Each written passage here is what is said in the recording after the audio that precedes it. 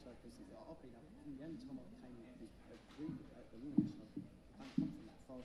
My old house is about 30 miles from here, 40 miles from here. But I've still never been in until you look at it. This place was just completely chocolate.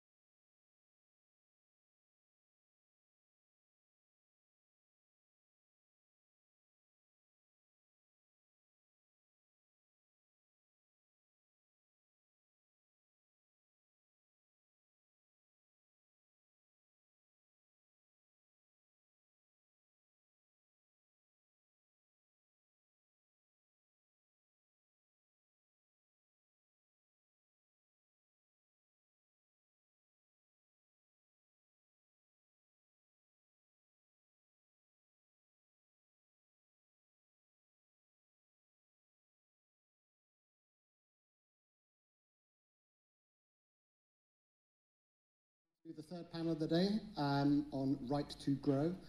So I'm your chair. I'm Dr. Gary Potter. That's not a medical doctor. I'm a criminologist. I've been studying cannabis cultivation for 20 years. Wrote my PhD on cannabis cultivation. This man is in my PhD, although he didn't know it until today. So we're just going to go around, do a quick introduction for the panel, and then we'll start a bit more focused discussion. And there will be plenty of time for Q&A from the audience at the end. So, very briefly, I legally changed my name to Free Cannabis. It's a statement. I believe that cannabis should be free. As live, living man, woman, child upon the earth, we have a natural right to cultivate and commune with plants. That's the stand I take.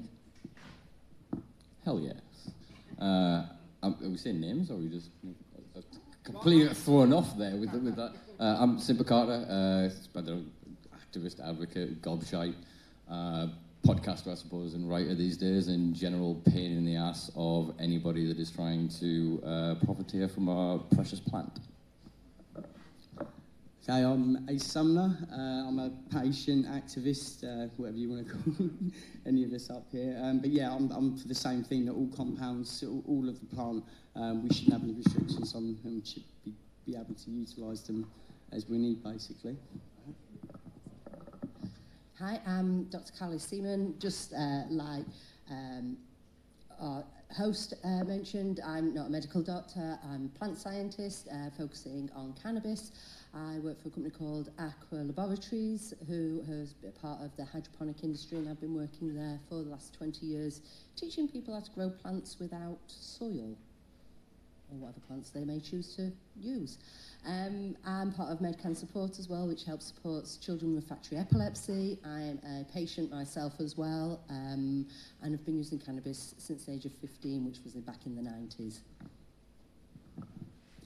Thank you. I'm Robert Jappy. I'm a regulatory lawyer. For the past 5 years, I've been advising medical cannabis companies, CBD companies, licensed producers on their regulatory compliance. So yeah, thank you very much for having me. all right, thank you, everyone. So that first question for the panel, and I'll sort of call you in I've got a rough order of what I think would make sense, but just a sort of your headline thoughts on why we need this right to grow. And I was actually going to start with Asa, because we had a bit of a chat outside, so I know he's got something ready.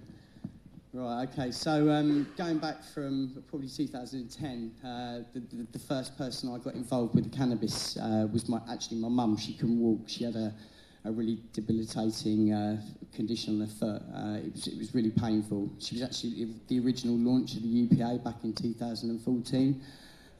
So I was extracting oil back then, 2010. Lucky enough, it kind of went 12 months later. There was no need to continue, but I also got prosecuted in that case for growing for my mum. It was a bit of a situation, but fortunately we'd actually got rid of the condition at the time that they'd taken me down. So I was relieved from one aspect, and it wouldn't have really mattered to me either way, because my mum was okay, so you were incarcerated for a bit. You carry on. But yeah, my views on it is that we need to, I think that all patients should have the right, the same with the doctors, to be able to look at their patients, listen to them, and if they're feeding back with information that's positive towards their conditions, no matter what it is. My mum's a COPD patient. When she goes from 11 bottles of oxygen a week to 1, there's a reason for that. We have to work out what we're utilising, how we're doing it, in the best, most structured way, so that they can understand, and they still want to put it down as an unknown medication, and they want to write it off. So from that point of view, yeah, I mean the whole plant, all the compounds, it's unnecessary. We've got opioids out there, you've got alcohol, you've got tobacco, big killers, peanuts. Do you want to criminalise this for this one thing that's actually providing more health benefits when understood and informed in the correct ways than all these other harmful drugs? Excellent, thank you. Yeah, we'll get some more opening statements and we'll tie some of these things together. It's going to bring it this way. So, Simpa, do you want to give a brief headline of I love how why you we need the right brief to grow? You've clearly seen some of my previous Doesn't have to work. be too brief. We've got some time. I suppose I'll defer slightly. I think that every person has the right to develop a relationship with cannabis. I would be even as contentious and controversial to say, yeah, not even the over 18, because the psychoactive effect of THC is a minute, tiny aspect of cannabis compared to the relationship they can develop with it, the dietary benefit, the lifestyle benefit, the environmental benefits, the ecological benefits. So I think the cultivation of cannabis, for all it can produce a drug, needs to be seen for what it is. It's the cultivation of a plant that can become a drug. It has a multitude of benefits in other ways, so screw just little bits of hemp over here and these huge industrial grows that are wasting water and CO2 and lights and energy and all the rest of it. Let's reunify the plant, give it back to the people, and just observe what happens, because our health will improve, crime will go down, tax will go up, our quality of life will go up. It'll revolutionise the game. So I want it for everybody as soon as possible. Excellent. I mean, I'm sure we're all largely in agreement with all of this, but Rob, you want to add to that? I would say that we all have a unalienable, inalienable right to cultivate and utilise cannabis. The problem is, a lot of people identify themselves as this legal fiction, and it's the corporation which is set up through the birth certificate. It's very complex, but very simple. As a corporation, you're bound by these rules. As a live, living man, you have a divine right. So it's actually learning how to identify oneself as a live, living man, woman, and stand up for those rights. I'm very open and blatant about growing cannabis. 3 plants, come on. That is a picture of my... you can see them around there, but I'm very out there with the fact that I grow cannabis every year, about 30 plants in my garden. I've never had any issues with police for many, many years. So, yeah, stand up for your rights. Do it. Grow it.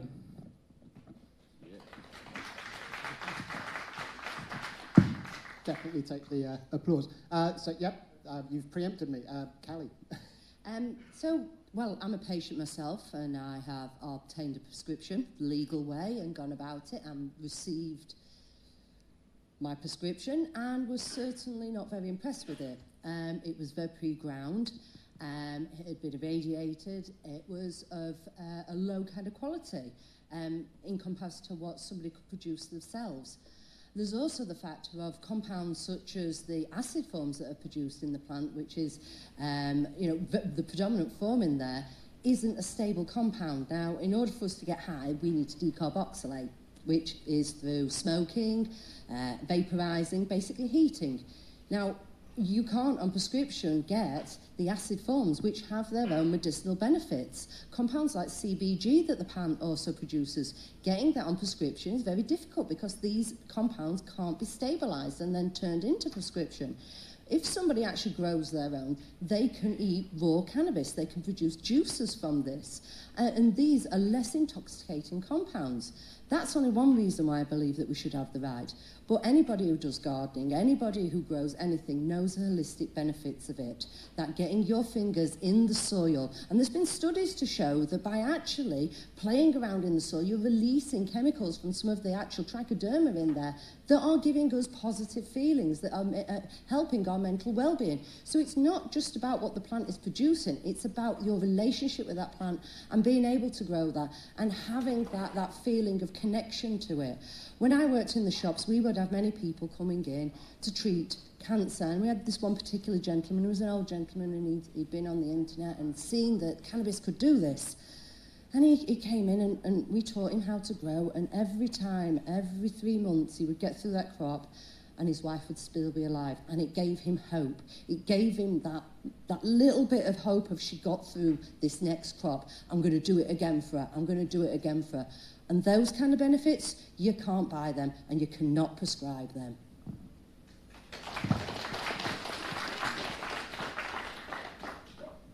So before I decided to focus on cannabis regulation, I was a criminal defence lawyer for 12 years, and defending people in court who had been prosecuted for cultivating plants at home was probably one of the biggest wastes of police and court time that you could imagine.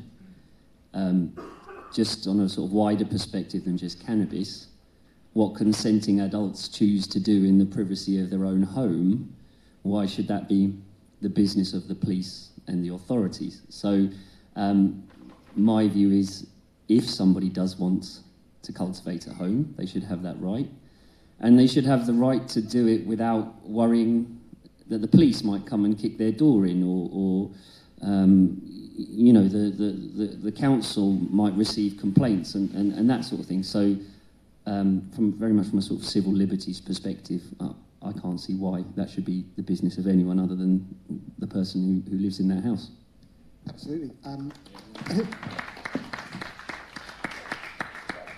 I don't know if I'm supposed to also take part in the discussion, but I'm going to, particularly following on from that point, because obviously we've got the sort of the medical user's voice. So there's a few representatives here are from that side. I'm not. I am a recreational user, but I'm a criminologist. People have sometimes questioned, why are you involved in researching cannabis as a criminologist? Is it about helping the police to catch people? And of course it's not. So sort of following on from what Robert just said, and in preparing for this, I found an article, a very short article, don't worry, that I wrote 6 or 7 years ago that I'm just going to read a little bit of, because although we've seen some legal change, most of these concerns haven't changed.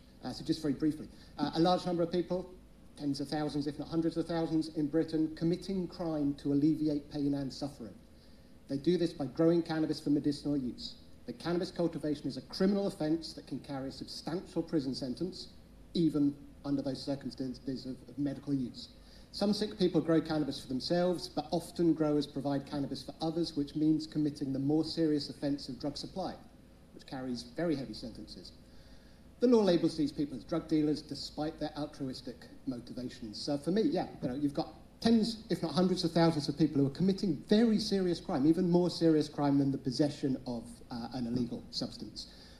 As a criminologist, and we've heard it from the legal perspective, that just seems so wrong. So yes, we need the patients able to take control of their own medication. We need to alleviate the unnecessary burden on the criminal justice system. We need to realise individual rights. We need to remove the sanctions of criminal activity, the stigma of being a criminal, from people who are already marginalised or desperate or in pain or suffering, already struggling with everyday life. So they're the broad views, I think. I think we've touched on Can I be controversial and ask a quick question of clarification? Yes. I'm not going to get in the minutiae of certain terminology and words there, so don't worry anyone that was thinking I was going to do that, and having known what I do. Who declares them a patient? If we're going to say that patients have the right to grow, do you suddenly have to then go through the rigour of having 2 previous medications and interventions, go and get a clinic, try the clinics, be sent through the rigour to all of the other clinics?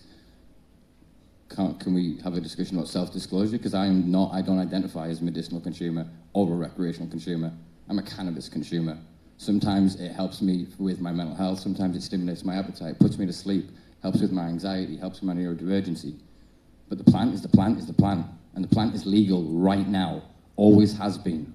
It is just criminalised for us to possess it, to trade it, to cultivate it, and to sell it without license, exemption, or authorisation. We should widen the authorisation and the exemption that the state has on this plant, the monopoly that it has, and give it to the people. Like I said, we don't need these giant warehouses, these huge corporate entities to take over this. They can have their McDonald's and Starbucks of cannabis, and it'll be as shit as McDonald's and Starbucks is. But you know what we do when we want a burger? We got Dave, 30 years been flipping that burger. He makes the best burger. You want coffee? You got the guy that went to Italy for 10 years, came back and set up his own little place in a tiny little seaside place. Yeah, we deserve the right in private, but we deserve the right to participate in public as well. We need this right to self-identify. I got a little bit of deja vu being back here at the UPA launch again, and I just wanted to get that on the record, that we have the right to call ourselves patients. They don't get to make that distinction or designation. If you believe it helps you, even though only 1 time out of 20 you use it, you get to identify that way. We're in the 2023. This is the politics of where we are. They don't get to be the gatekeepers anymore.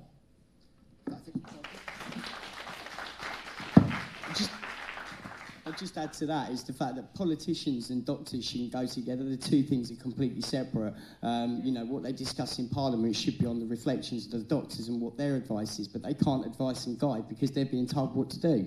You know, it's put it back into the hands of the people and the people that are qualified and certified to be able to make these decisions, because I certainly haven't sat in front of Matt Hancock and he's known anything about my condition, to be fair. Wants to put the rubbish out there, doesn't he? So. Yep, excellent. So I had planned after the sort of first round of why do we need a right to grow, it was very much what should that look like? And actually a first question was, we're here in the context of medical cannabis use, it's the UPA, but should a right to grow just be for medical use? How is that defined and labelled? And I think we've got a good starting perspective from you two. Go, Rob. Medical, spiritual, recreational, our need for cannabis is absolutely essential. We all have an endocannabinoid system. It needs to be nourished, and I would say the underlying health problem in the world is chronic cannabinoid deficiency, which is causing illness, immune-related illnesses, and it's causing mass destruction to the planet. The burning of fossil fuels, the chopping down of trees, all unnecessary when cannabis is free. So, yeah, that's my stand on it. The cannabis is the key to so many of the problems of this world, and it will happen when we make it happen. So should there be any form of regulation at all? I mean, obviously we all seem to be agreed that yes, there should be an absolute free right to grow, but I'll be slightly devil's advocate. Some would still argue that actually potentially there are some dangers with self-production. Potentially not everyone is as well informed or expert as we are, and I was going to start by going to Robert, but I think we might have been. I've been. I promise I'll give it straight back. I'll straight back to him. Very happy. Yep. Tomatoes.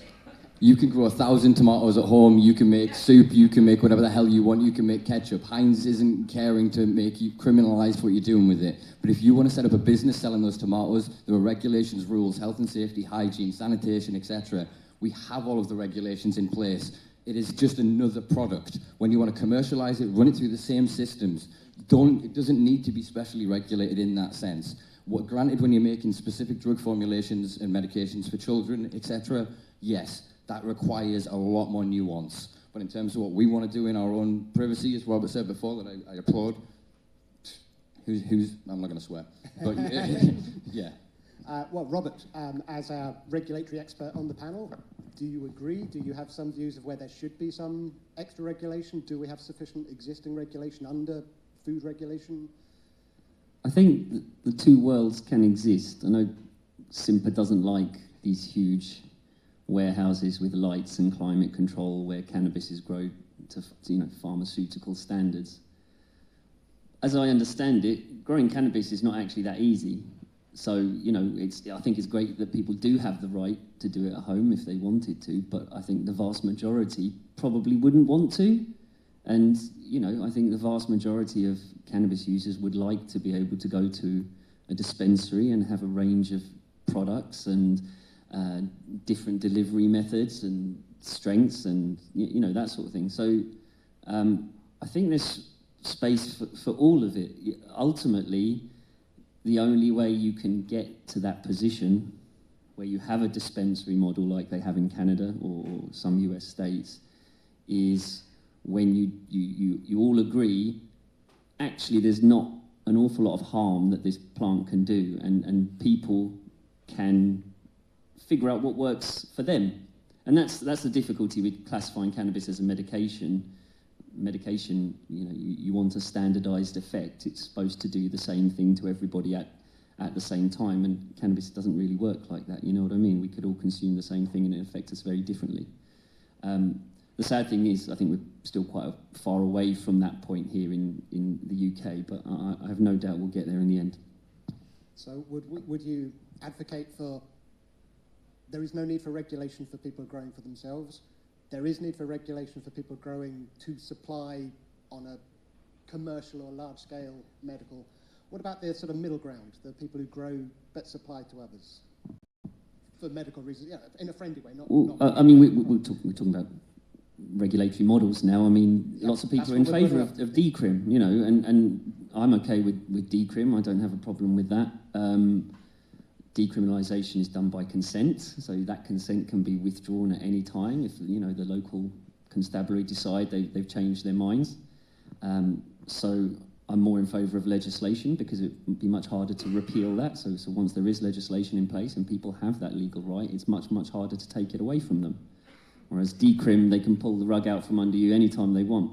I think it's a stepping stone. Decrim is a good stepping stone and it's a good starting point, but ultimately I'd like to see a fully liberalised, legalised, regulated cannabis market here in the UK, much like they have in Canada. And there will obviously be grow your own rights and entitlements within that framework.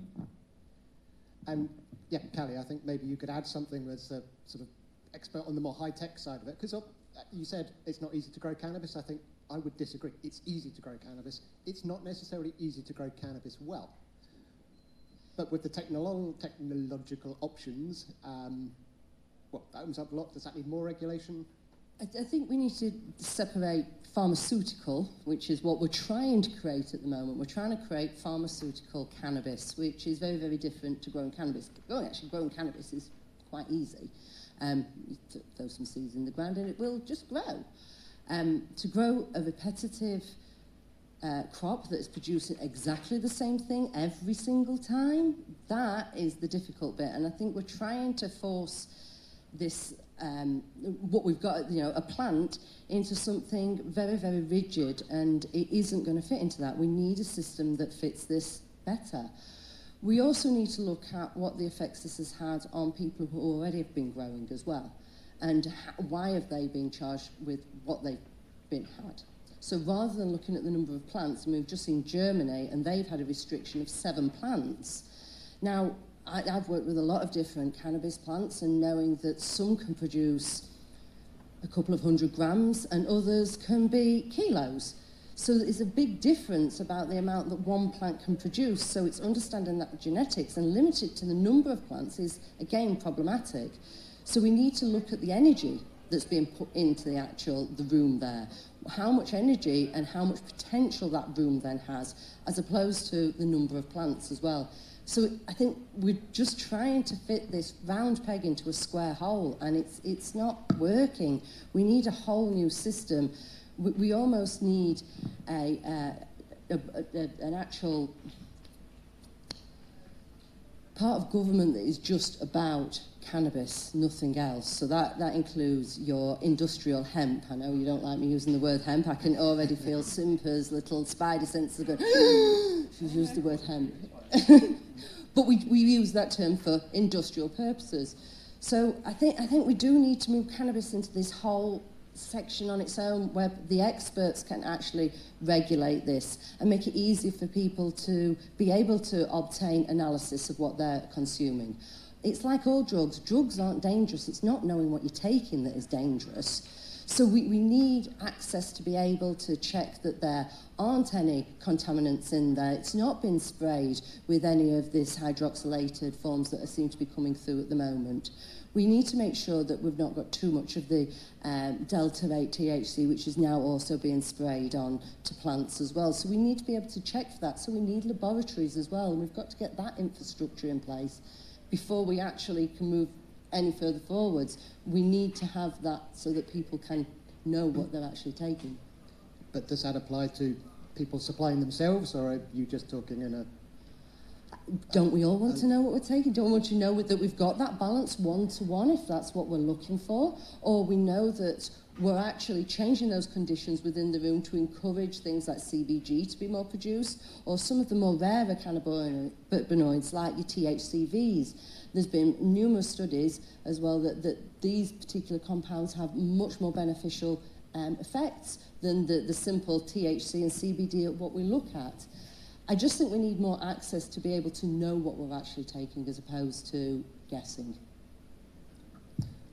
Just to add to that quickly, is that if we had laboratories that people could take their cannabis to get them tested, that would be another alternative, because whatever you grew, if it was legalised and everyone wasn't so concerned about the punishments that might come, they could actually go and get these analysed. We could go to HPLC and get them. We just need a lab like they do in pathology for your bloods. It's that simple. There are ways around it if needed. Everyone's desperate to get in. I don't mind which order you go in, but you're both going to speak. What I feel is that we all have various models working alongside each other. There will be those people who want to go to their government-regulated, approved dispensary and get their cannabis, which in a way you have already. So in my personal example, I have several customers who have legal prescriptions, and one lady in particular, she handed me a bottle of Adven, which she paid over £100 for, said, look, you can have this, because what you're providing me, at about a third of the cost, donation, whatever, is far better than what I'm getting legally. So I'm doing it for love, purely for the love. I watched my mother die from pharmaceutical drugs, legally prescribed chemotherapy and other poison that was killing her, and she died a painful death, and the death liberated her. So yeah, when I see people suffering, from my heart I will do what I can to provide what is the best I can provide for them. So yeah, I feel that there will be those people who are very passionate about cannabis and will do what they can to get it out there, maybe not in a regulated way that some would like, and then there'll be those who want to go to the regulated bodies. So they will run alongside each other, I feel. Yeah, I think that's kind of an underlying theme here. And this is what I meant before, as well as a bit derogatory towards McDonald's and Starbucks. It has to be all parties, otherwise it doesn't work. It's every gear and every cog makes the machine flow. And we've tried every iteration of every other piece, and we have to bring all voices together. We have to reunify cannabis, and we have to have an honest conversation about the language. I mean, even as Robert will understand, sort of the difference between sort of lawful and legal is causing a hell of a problem. Perry as well is causing a hell of a problem with this, around this conversation of legalised. We can't legalise cannabis. It's defined as to make something that's previously illegal legal, and cannabis, it's not legal. It's unlawful without these exemptions. As I said, it's the same with like a knife. A knife is a neutral object that in your kitchen is a powerful tool to cut your veggies and prepare your meals. Took it in your waistband and walked down the street, and it's an unlawful weapon. The knife didn't do anything. It's your action. We need to be responsible for our actions, and remember that this plant has got a... I'll join you in this in a beautiful spirit, because I agree with it. For I'm not necessarily that spiritual, there is something to the nature of this plant that is far more healing than just the cannabinoids, the flavonoids, the components of it. Being part and present of what it is to give is the healing of this. And it's going to require all parties at all sides. There's going to be very specific medications that are going to need to be designed and made that are going to need the freedom and licensing and regulation. But we also need transparency in what we've got right now. And look at good manufacturing practices. Look at the, I'm going to say con, I'm fighting to say, not say the word con, the potential misrepresentation of certain aspects of the current industry. Is making things, again, really difficult. It's the same with this binary debate of when you're saying of regulation. When I'm saying decriminalisation, I am not saying lack of rules. I'm not saying anarchy. That's not what we were saying. But we've then got to consider the proportional consequence of what happens if we let the planet free. It ain't going to kill anybody. We've got 1 in 20,000 people may have a precipitous psychotic type event that would have happened, statistically speaking, anyway in their lifetime. We have to have these honest conversations, and I've evolved my position. We need to speak more in private. I'm more than happy to welcome everyone at the table, because it takes, like I said, every piece to get it moving. And I've invested 10 years in this space. I know people have invested 20, 30, 40, 50. We deserve to see some movement that's meaningful for all of us and not just a few of us. I'm just going to use chair's privilege. I'll let you in a sec. You said that thing about when you say decriminalisation, you don't mean an absolute free-for-all. And for me as a criminologist, I think it's really important to remember that when cannabis is illegal, or any drug, that is when it is least controlled, least regulated. That is when you have your anarchistic free-for-all, and you don't know what you're buying, you don't know what you're consuming, etc., etc. People often think because something's illegal, it's totally controlled. It's the complete opposite. Once we bring it into a framework, we can regulate. I'd like to make a point about anarchy. I am an anarchist. Anarchy is about living without rulers. It's not about living without rules. It's living by the law. Anarchos is literally living without rulers.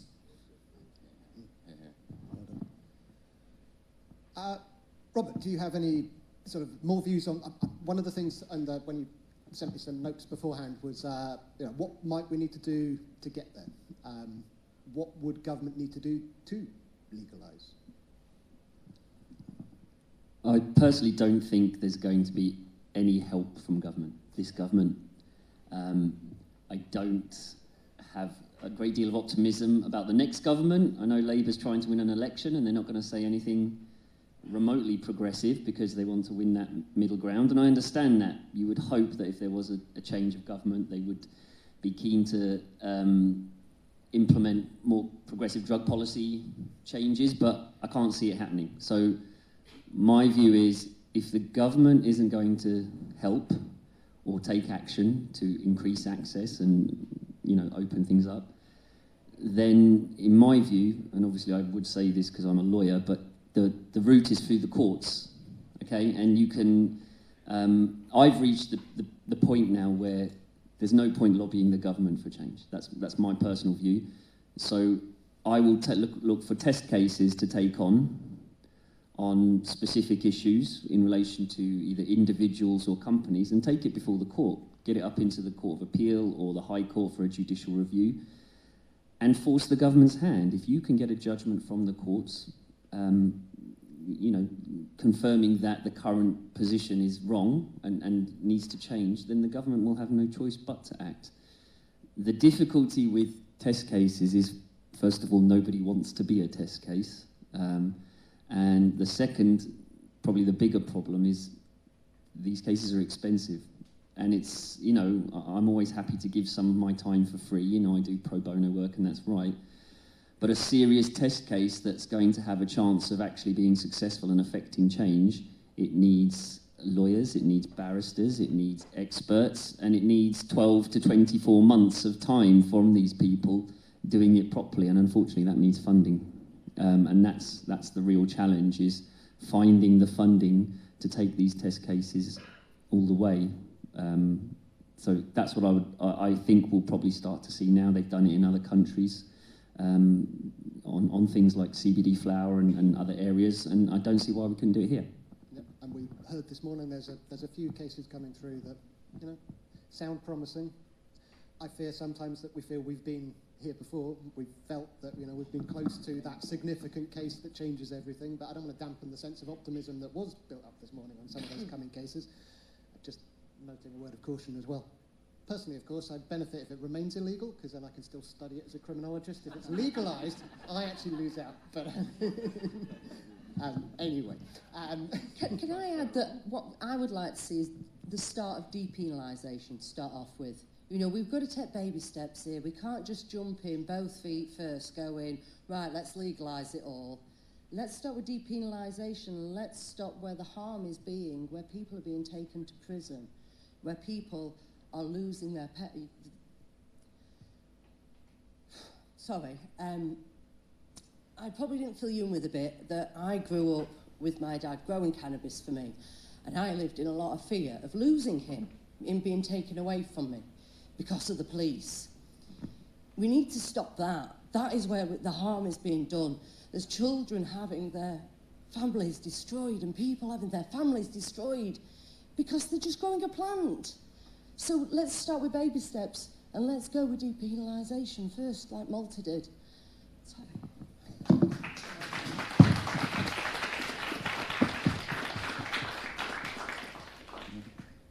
Yeah, all power to no.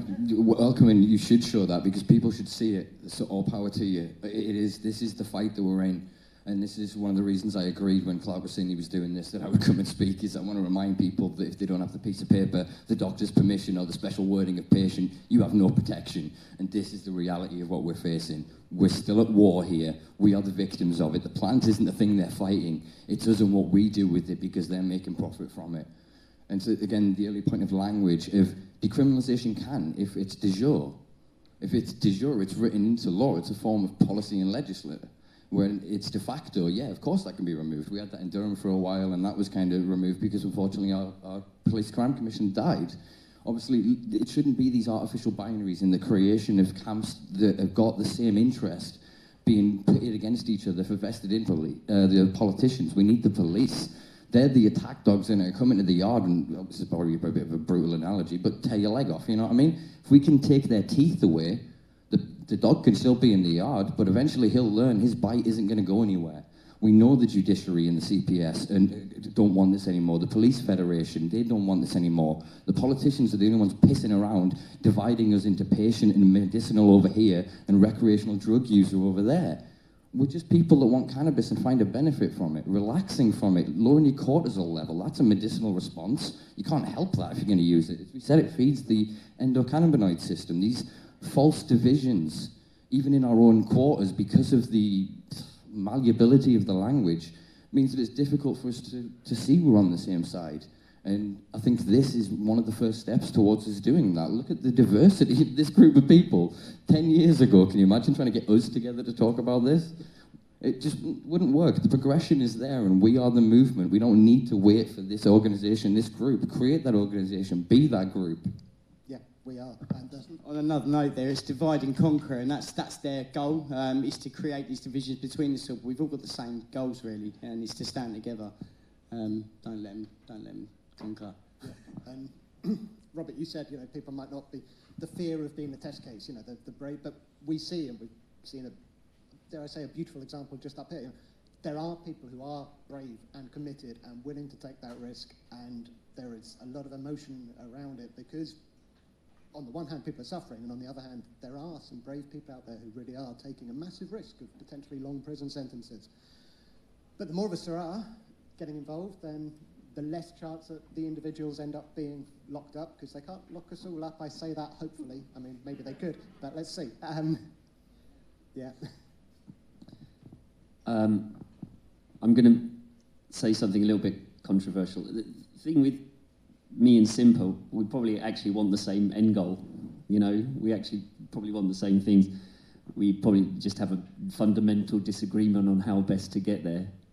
And, a lot of organisations that are lobbying for change and want change, and even the businesses, they see the route to, liberalisation and more access is to break policy down into bite-sized chunks and use each one as a stepping stone, and say, like slowly, understanding that, this is actually quite a conservative country, and a lot of people still think there is this huge stigma attached to cannabis. So that's the sort of approach that I've advocated, taking these small steps. Simple wants to take it now and revolution rather than evolution. And I wish, that would happen. I actually do wish that simple was right and we could just take it, but I think this being quite a conservative country, unfortunately, it's slower steps, educating people and gradually moving forward to that end goal that we all want. Could I add a little bit to the sort of safety as well, and about people sort of going back to the grow your own? Now, having worked in the hydroponic industry, the grow shops for 20 years, we hear of accidents, we hear of fires, we hear of bad wiring, we hear of people bypassing the electricity and stealing the electricity.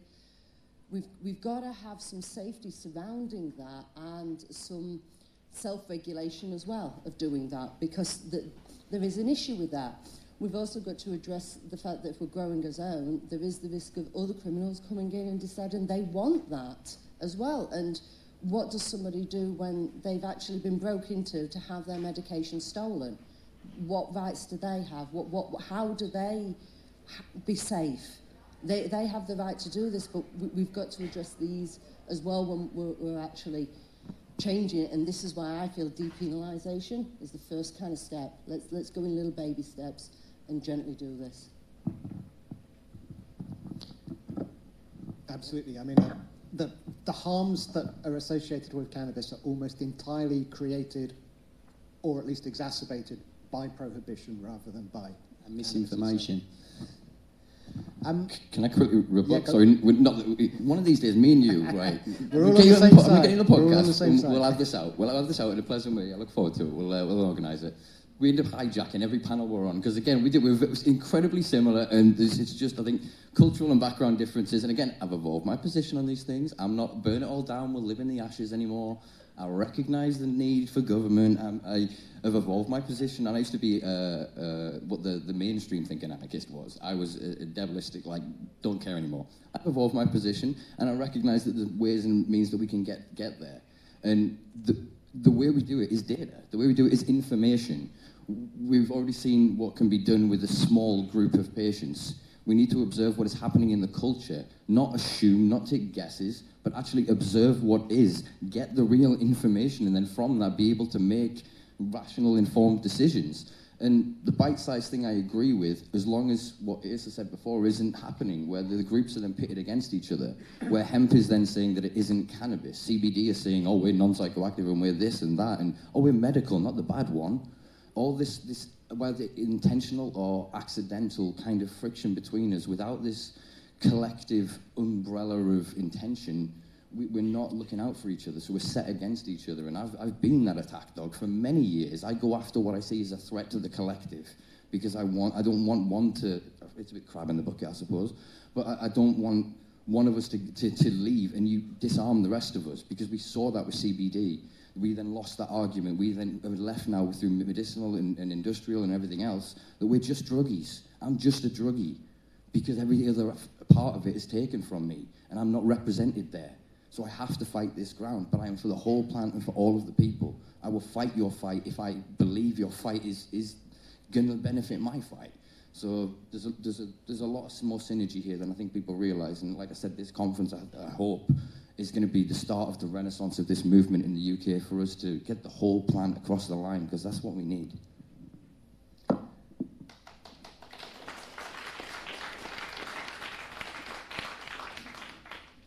I'm sure I'm not the only one, but I certainly have lots of things I want to come back to on that. But we're moving into the last 15 minutes. We've got a few questions that have come through on this live stream WhatsApp thing that's been set up.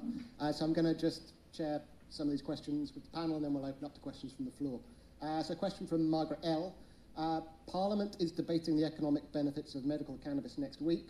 How do we move beyond only economic aims when it comes to medicinal access? What about our health, quality of life? Any thoughts on that? Bearing in mind we're supposed to be a right to grow panel, but you can go beyond that. Ooh. Unfortunately, we live in a capitalist society, so unless we join Simplify and overthrow capitalism as well, it is the economic arguments that will are the only way to persuade mainstream politicians. I'm afraid that's just a fact. If you can explain the economic benefits to them, as to why the NHS paying for prescriptions would mean that they would save money on the other more expensive, less effective treatments that they are currently offering patients on a regular basis, that's how you get them to change their mind. Show them the money. Absolutely. That's why you've got Republican states as well as Democrat states legalising cannabis, because the Republicans see absolutely. the financial argument. The Tories, God knows how many MPs are invested in cannabis or sitting on advisory boards.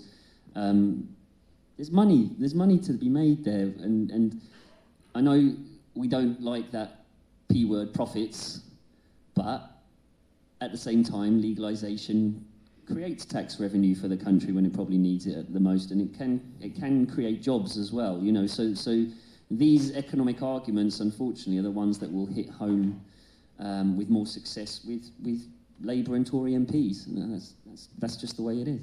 Hopefully. Couldn't agree more. Yeah, I'll second that. I'm just going to be controversial as always. Again, the economics agree 150%. Couldn't agree more. But if we suddenly stopped imprisoning people that's costing £60,000 a year for cannabis offences, if we start dragging them to trial like a Liverpudlian mother was last week for 1 gram of cannabis, if we stop the police wasting all their times, you think if cannabis drug driving offences is prosecuted at a rate of, Guy, hit me up. What's the percentage of that for when they're caught? It's in the 90s, isn't it? Yeah. Look at rape, sexual assault, violence, burglaries, all the other things that are ruining our communities' lives that we don't have the money to invest in, but they can grab all of these cannabis consumers. Again, the economic argument can be made for, I'm not anti-profit, I'm anti-profiteering, which is exploitative creating of revenue from already vulnerable and marginalised communities. But profit, when it's shared capital, that doesn't mean to say socialist and Marxist. I'm not going down that route down on this panel. But if we've got a stake in the pie, we'll help you bake it, and it'll be the tastiest, loveliest thing you've ever had.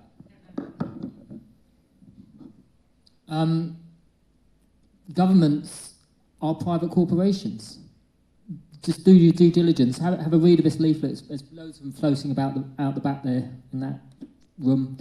It trades as HM Treasury. They're looking at how to profiteer out of this plant. Of course they're going to want to do that, but that's how it is. I've got little to say about what governments do. I just get on and do it. I would happily pay taxes. I haven't filed accounts with HMRC since 2019. I told them, unless you can explain to me why my unique tax reference number is linked to a Citibank account, I'm not going to file accounts or pay you taxes. I pay my taxes by doing these pop-up cannabis dispensaries where I'm freely distributing hundreds of doses of cannabis, costing thousands of pounds. But that's just, I'd rather give it back to the people rather than to some private corporation. That's how I choose to make the profits that I am generating from doing this. But I give it back to the community as best I can.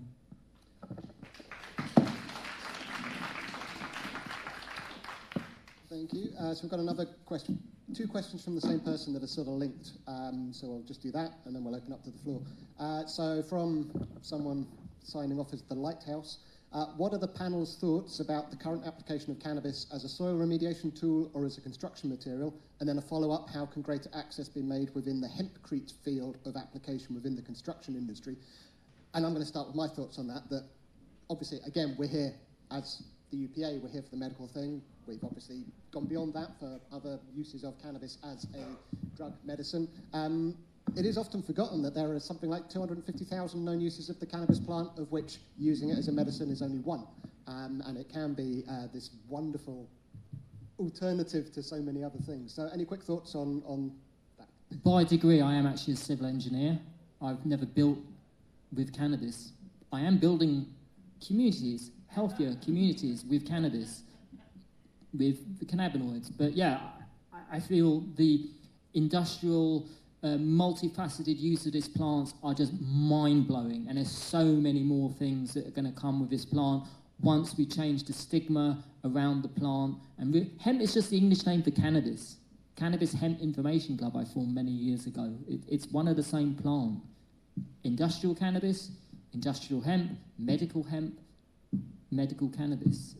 It's just all words for the same plant. A plant of many uses, and there's so much more to come. I look forward to getting onto a hemp aeroplane, hemp upholstered, running on hemp bioethanol, Guy told me about some professor who's doing field trials on it. It's getting really amazing results with bioethanol for aviation fuel. Fraction of the emissions and a fraction of the cost. It's, yeah, hemp cannabis is the future. Talk about flying high. That was a poor joke. I guess my thoughts as always, I don't think hempcrete exists. I call it cancrete because it's all cannabis sativa. I know that's something me and Free will obviously go back on and back on. But Hempcrete UK is obviously a registered corporation, so it's the same as like Dyson and Hoovers. All Dysons are Hoovers, but not all Hoovers are Dysons. The plant as well doesn't care. So it doesn't care of its cannabinoid content as to how you artificially define it, as to whether it can still have an industrial, medicinal, or intoxicant benefit or application. When, if we look at America and what's happening there with the limitations of THC caps on the so-called hemp or industrial cannabis, that the efficiency of the plant is vastly reduced compared to that of full-fat cannabis. I'm always having a air quote here, because again, the language is a mess. What I'm meaning by that is the roots are deeper, the bioremediation is greatly increased, the overall health of the plant is vastly improved. And to another point, the plants that I grow in my bedroom and the physical biomass is equal as good as what is then grown in the field and the license. I shouldn't be having to throw that away or mulch it. Think of how many clandestine grows and the councils that are wasting, again, millions more, cleaning up all of these fly-tipped amounts of cannabis stalks and all the rest of it that could be used in the creation of homes that are carbon negative, that could be used in the creation of clothing and textiles, that could be used in the creation of plastic polymers, biofuels, and graphene supercapacitor batteries. You know, we are literally on the precipice of a Star Trek future with this plant plus mycelium and bamboo alone, let alone when we truly understand the industrial applications of nature. We just need to get past this bullshit thing that, oh, it gets you high. Pretty much the same thing, really. Like all ship ropes were made out of hemp in the 1930s. You know, it's one of the most used materials known to man, and then they just put the hemp tax on it. Everything went bad, and we're kind of going backwards again, really, aren't we? Trying to get it back. It's crazy. This was already here. Why was it taken away? And let's give it back to us.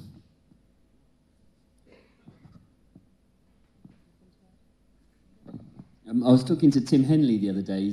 I'm sure most people know who Tim is. He's a top man, but he put an interesting thought experiment to me, and he said, imagine in the 1930s, rather than sort of implementing a global prohibition on cannabis, they'd actually picked alcohol instead. And we'd have probably had the last 90 years sitting on cannabis chairs and tables and living in cannabis houses and that sort of thing. And I thought it might make a good movie one day if someone was so minded to write that. But yeah, I just thought that was a really interesting thing to think about. Although the prohibition of alcohol wasn't entirely unproblematic. I would say the prohibition of anything is problematic. I'm just curious, how many people are wearing hemp clothing in here today? Wow. Okay. I hope in a few years the majority of people will be putting their hands up. Who lives in a hemp home? And the majority of people are living in hemp homes. One hemp home. You're living in a hemp home. Respect. Hemp insulation. I've got a hemp sauna. That's about as far as it goes. As in, it's insulated with hemp, and I can burn hemp fuel blocks in it. Thank you. We've only got a few minutes left. Sorry, I've let them all talk too much. But questions from the floor, quickly? Anyone want to ask our wonderful panel anything? Absolutely anything. Second one back.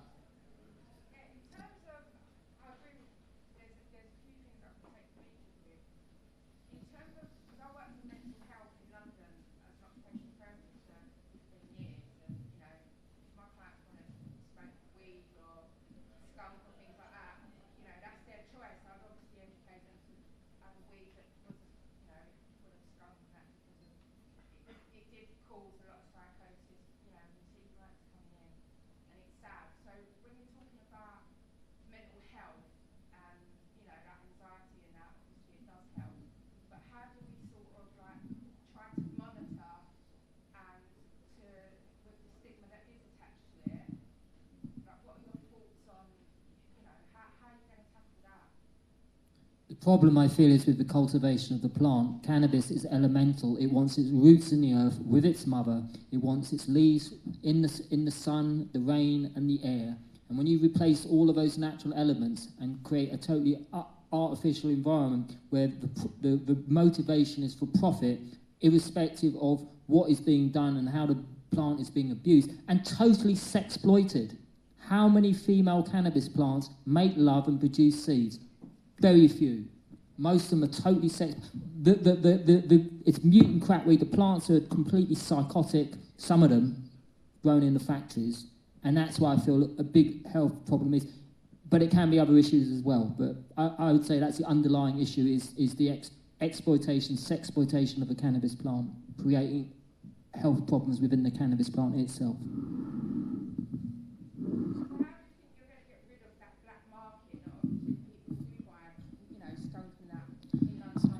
I need to challenge skunk. I'm sorry. I was gonna let it go.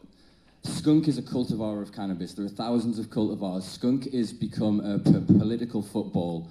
Actually, the prescriptions that I currently have, I know that several of the people in the audience have, is classified as skunk. It's over 14% THC with less than 1% CBD. Is it 14 they classified it as? Somebody call me on it. It's 14 or 17. I can't remember what David Nutt ended up clarifying it as. Somebody saying 14 at the back there. Yeah. So yes, a lot of the stuff on the Eckwood Street is higher than that and does have less CBD, but a lot of there is a lot of misinformation about CBD, THC. The terpenes play a massive impact into its effect. So you could balance THC and CBD in one cultivar, have it in another, and get two very different effects. People have a propensity towards almost allergen-type reactions to certain terpenes, in the same way that have an allergen to food and various other things. The other thing is correlation and causation. Obviously, there's academics here that could speak far better on this than myself. But for the longest time, we have gone into these things with the understanding that these people that are in mental distress who are using drugs must have been caused by the drugs. When, if we look at it from a slightly different perspective, one could then interpret that data to suggest that these people in crisis are using these substances to mitigate it. Just because it isn't bringing them back to normalcy, as the bell curve of reality would have us all fit into, doesn't necessarily mean that they're not helpful. I agree problematic use can be an issue with all substances and all compounds and all behaviours, but it's meeting them with compassion. If you go to somebody who is bleeding out and they're holding their stomach in and they feel that's the only thing keeping them alive, and you're saying to them, the only way we'll treat you is if you let go of your stomach, you ain't going to be able to convince them to let go of their stomach. We have to meet them where they are and understand that, yeah, some people may have this precipitous event, and what I mean by that is they have a propensity I'm trying to mix smaller words to describe this, sorry. They're likely already, from their genetic makeup, epigenetics and environment and other factors, to potentially have this event occur anyway. These cannabis and other substances can just speed up the onset of this. Predisposition was the word you were looking for. Long version to answering your question, I wrote an article maybe about 10 years ago now called The Problem with Skunk, so I'm going to point you towards that to answer all of those questions. Short answer to the final bit of your question was, how do we stop this? Legalise.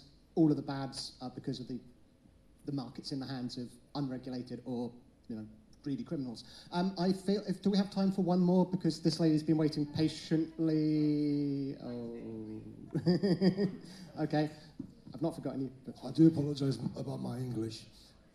My question is, I'm studying this plant since 5 years ago, and my question is, when you burn the joint, right, we know that 150 degrees activates the THC, but in the same time, CBD burns out on 130.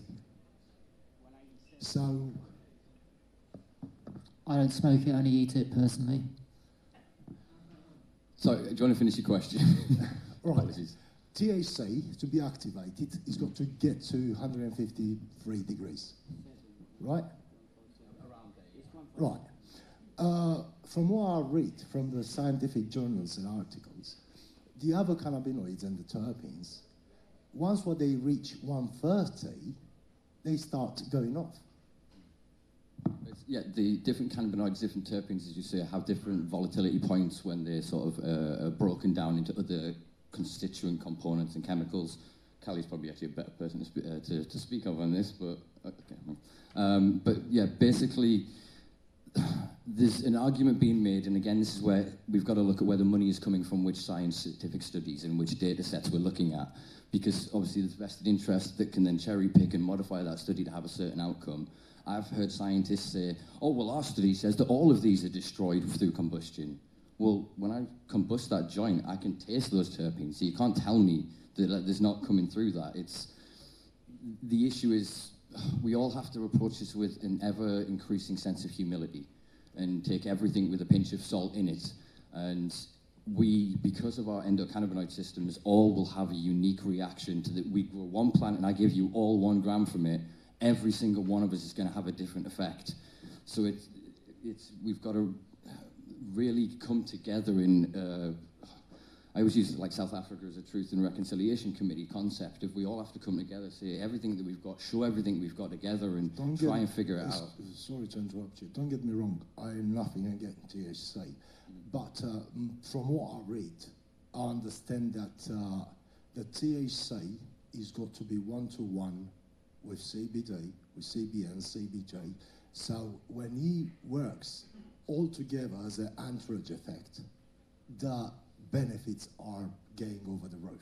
It seems there's a couple of things that may have crossed paths there. So there's not that much consensus as far as I can see universally around the world. Obviously, Israel, a few other places are looking at, is in the entourage effect, is generally accepted conceptually, I would say, at this point.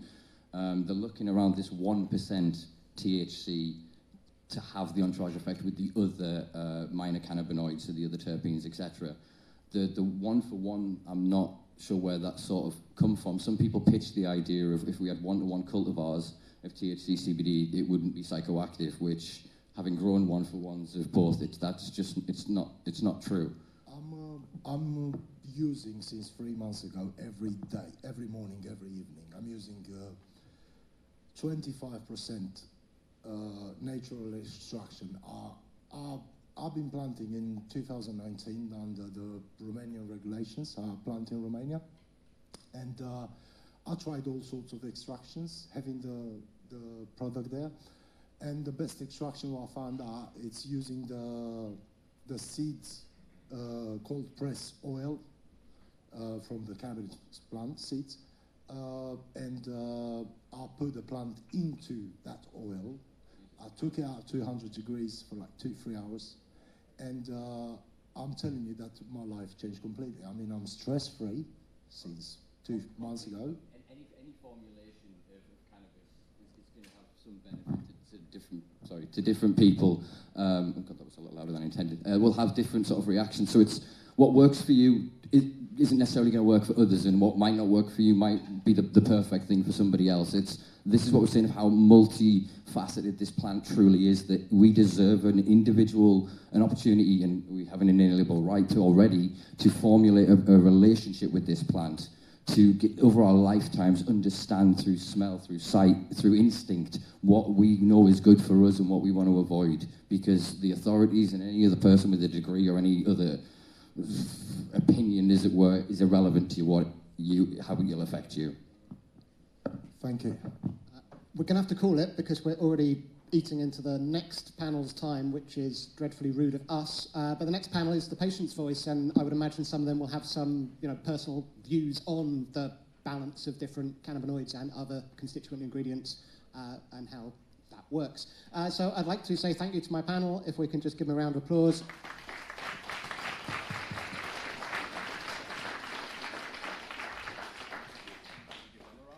And we can give the audience a round of applause.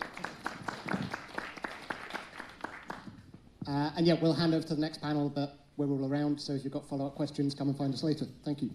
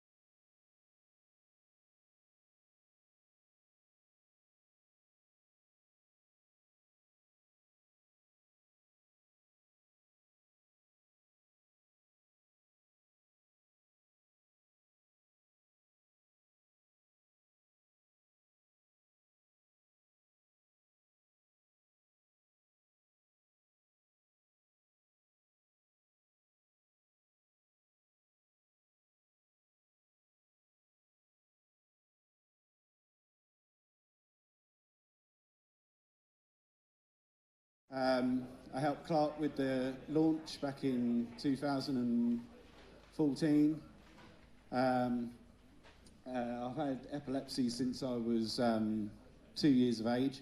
It started off with something called petit mal, and despite being heavily medicated all my childhood, it progressed into full-blown epilepsy, and I was prescribed something called Epilim, which didn't do me any favours. I was still convulsing, I was still having seizures. And one of the biggest side effects of that medication was convulsions and seizures. So I asked the doctor, how are you defining what's causing my epilepsy when that's the side effects of the remedy you're giving me? And he just looked at me. So I self-medicate with cannabis and have done for a long time now. Sativa works best for me. I haven't had a very good experience with medicinal cannabis from a dispensary as such. I found it to be inconsistent. And to be honest, when I opened the pot for the first time, I felt like crying. I thought like I needed a refund for sure. But you grin and bear it and you try other things. So this panel today, patient's perspective, you're going to hear from different people with different situations and experiences. And what we'll do is we'll save the questions till last. And anyone on the panel that feels like they can answer them, just put your hand up and we'll pass the mic. So we're going to go down this way and just pass the mic on after you finish. Great, I'm sorry, I was caught in the loo. What am I saying? Your own individual experience. Lovely. How long have we got? About 7 minutes. Oh, right. Lovely. So my name's Jem Ayres, and 7 years ago, 7.5 years ago, I was diagnosed with stage 4 terminal cancer, melanoma, advanced melanoma. So I had skin cancer, which had spread to my brain and my lung and my lymph nodes. And I was told that all they could offer me was palliative care, and I needed to go home and probably move from my second floor flat, and I had hospice staff visiting me every day, and to spend time with my friends and family. And the palliative care I was offered was immunotherapy, and it had a 10% chance of stabilising me at best. And I started cannabis oil about 3 weeks later, and I did other changes as well involving my lifestyle and my diet, but I really do believe that cannabis oil was one of the biggest interventions in saving my life. And 6 months later, I was cancer-free. And it'll be in May, it'll be 7 years, I'll have been cancer-free.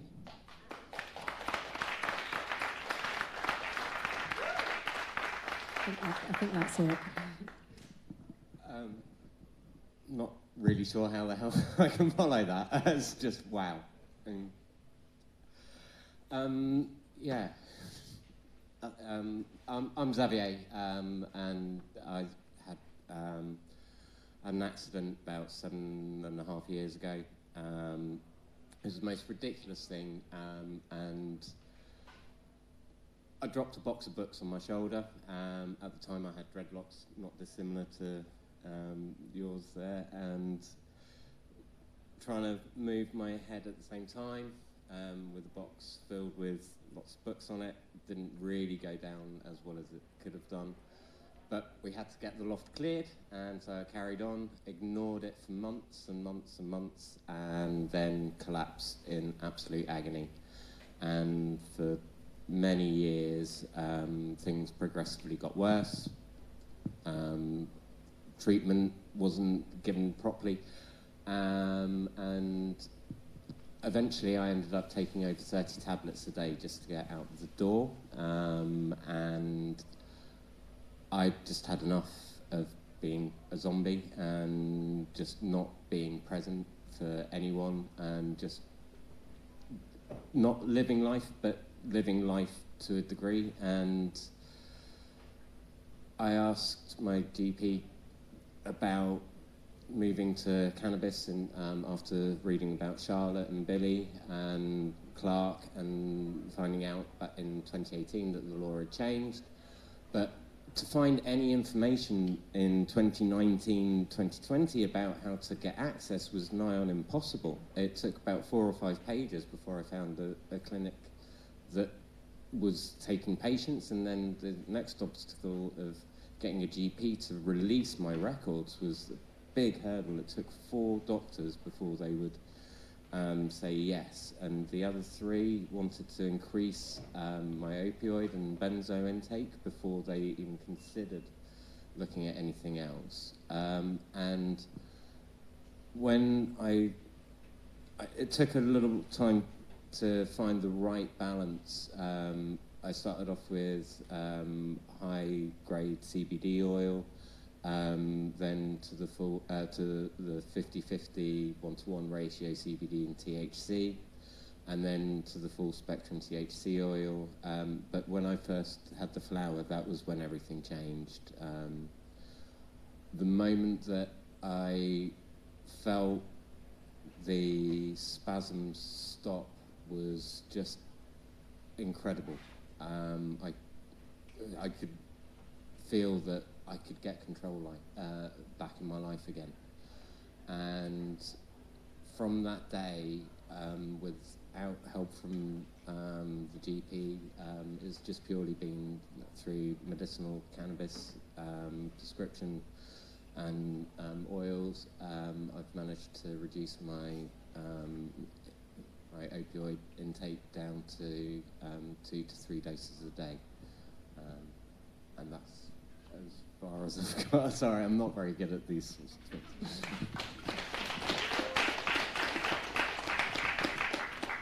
Hello, everybody hear me all right? My name's Kat. I'm a specialist cannabis nurse, so I work for Medicinal, who are a new clinic. But my experiences are not just as a nurse, my experiences as a parent of a child with a prescription. So I had a daughter who was absolutely fine up until 2 years of age, developed a twitchy right foot, very innocuous twitchy right foot, but I'm a nurse. Dad had epilepsy of unknown origin, so let's go to the GP. GP sends us to hospital, we have a catastrophic EEG, and then we get sent to the regional centre, which is never good, blue lighted. Your daughter has a mad form of epilepsy called EPC. I don't know if anybody's heard of it. It just means part of her brain is constantly seizing. Tiny part, and that's why her foot was twitching. So fast forward several anti-epileptic drugs later, seizure progression, developmental regression, other problems that suggested it might be something more genetic. So she had autism diagnosis, balance problems, and we get to about 5-6-year-old, seizures are not under control, she's not sleeping, her autistic traits, her moods, aggression is terrible, her language has started to regress, balance is terrible to the point where she has no sitting balance. So my healthy 2-year-old child within 3 years has become not able to talk properly, not able to walk properly, not able to go to school, and no answers as to what's going on. So me being a nurse, or as they Google, I had studied epilepsy as a nurse, as my husband also is epileptic, so I knew cannabis had potential to treat epilepsy, and I actually wrote about CBD and Dravet syndrome in one of my projects. So I thought, well, if nothing else is working for my child and she is regressing to a point where she and us as a family are really struggling with quality of life, what have I got to lose? And this is 2018. So the change from Charlotte and Billy, I just thought I'm going to go for it. So I looked into it, the change in the law had been made, and I just thought, right, we'll ask. I am a health professional, and I asked a neurologist about this, and the answer I got was, it's not a prescribable medicine. And I'm a nurse, and I know how to ask the questions, and I know how to deal with the answers. So I obviously then Googled some more, and then found somebody who was prescribing for children with refractory epilepsy. She started on it, and within 6 weeks she was walking. She still a little bit unsteady. Her language started to come back. Seizures started to reduce in frequency and severity. She went back to school. She has had other drugs that have stopped her talking. and when we've taken them, this is non-cannabis drugs, we've taken them out and she started talking again. We have drugs that are prescribable on the NHS that have caused her increase in seizures, and when we've taken them out, they go back down again.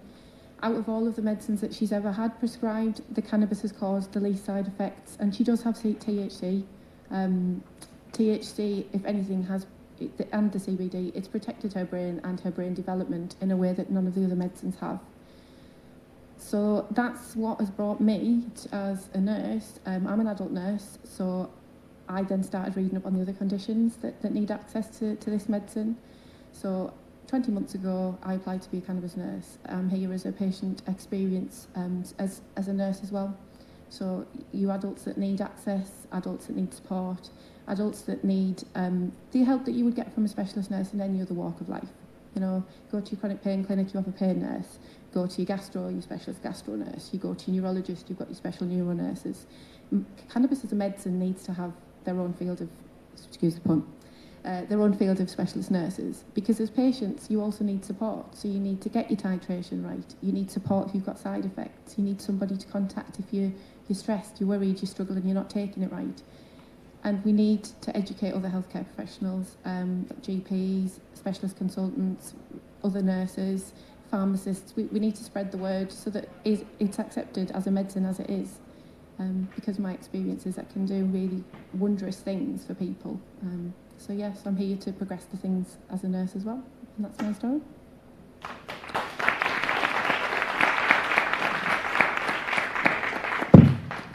Hi everyone, can you hear me? My name's Ebony, I'm 32. I am a sufferer of Ehlers-Danlos syndrome. I only found out I had this at 19. I had been ill from the age of 14, but well, and a well child from before that.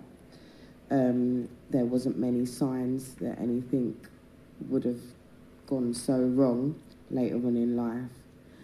How this affects me is that my joints are really floppy, and my organs also. So I have organ failure in certain organs because they just don't want to work properly as I grow older. It's a progressive illness that's genetic, and it causes a lot of pain and a lot of life limiting.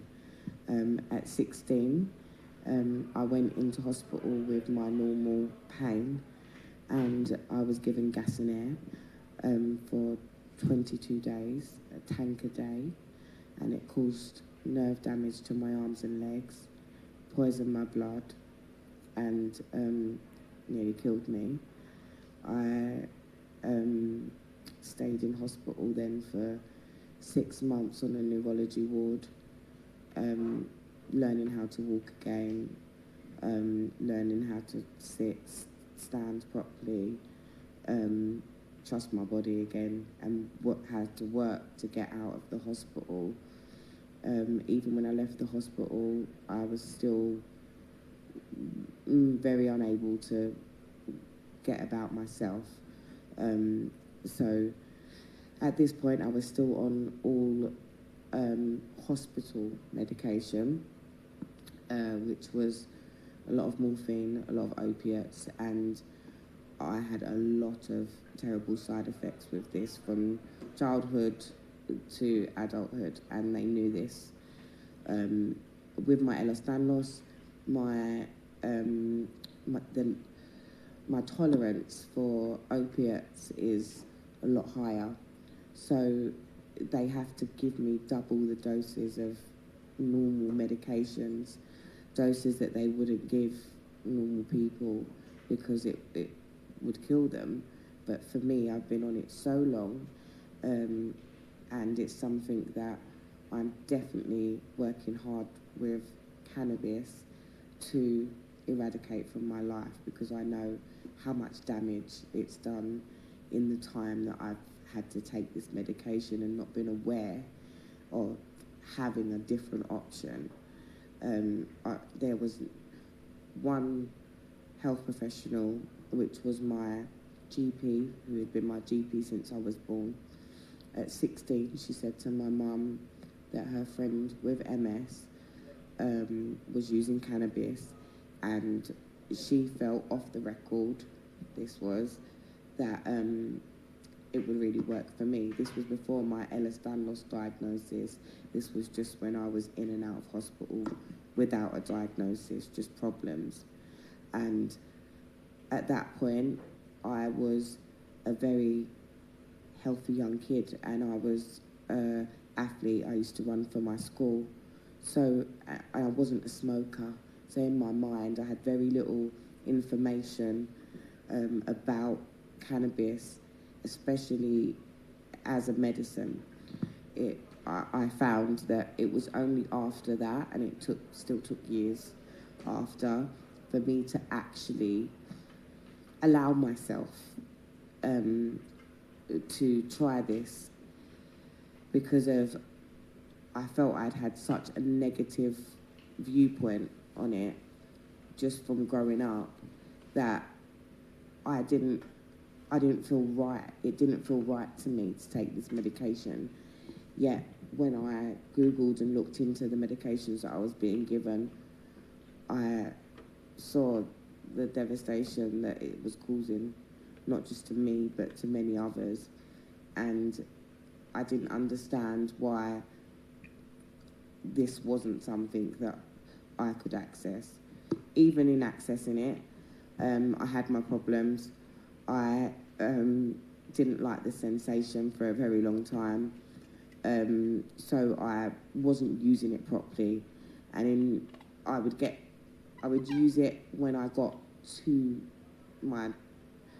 the end of my tether, basically. I'd had to be up for days on end, no sleep, and then, oh my God, I have to use it. But other than that, I was like, no, I'm okay, just take my normal medication if I was stable.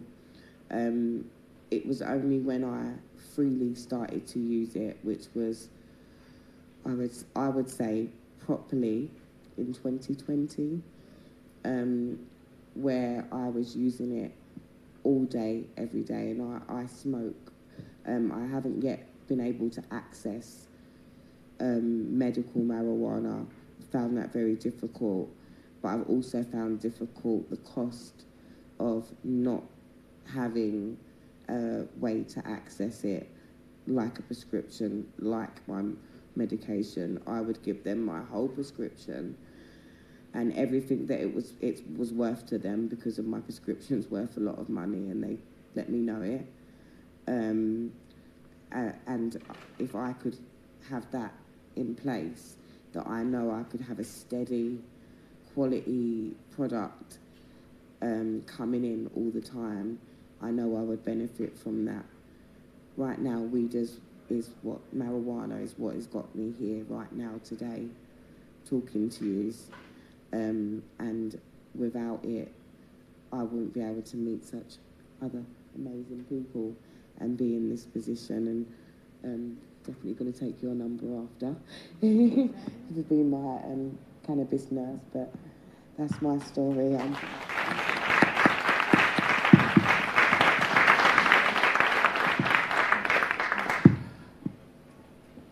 Hi, my name's Christopher Hobday. I am a medical cannabis patient. I have a condition called complex regional pain syndrome.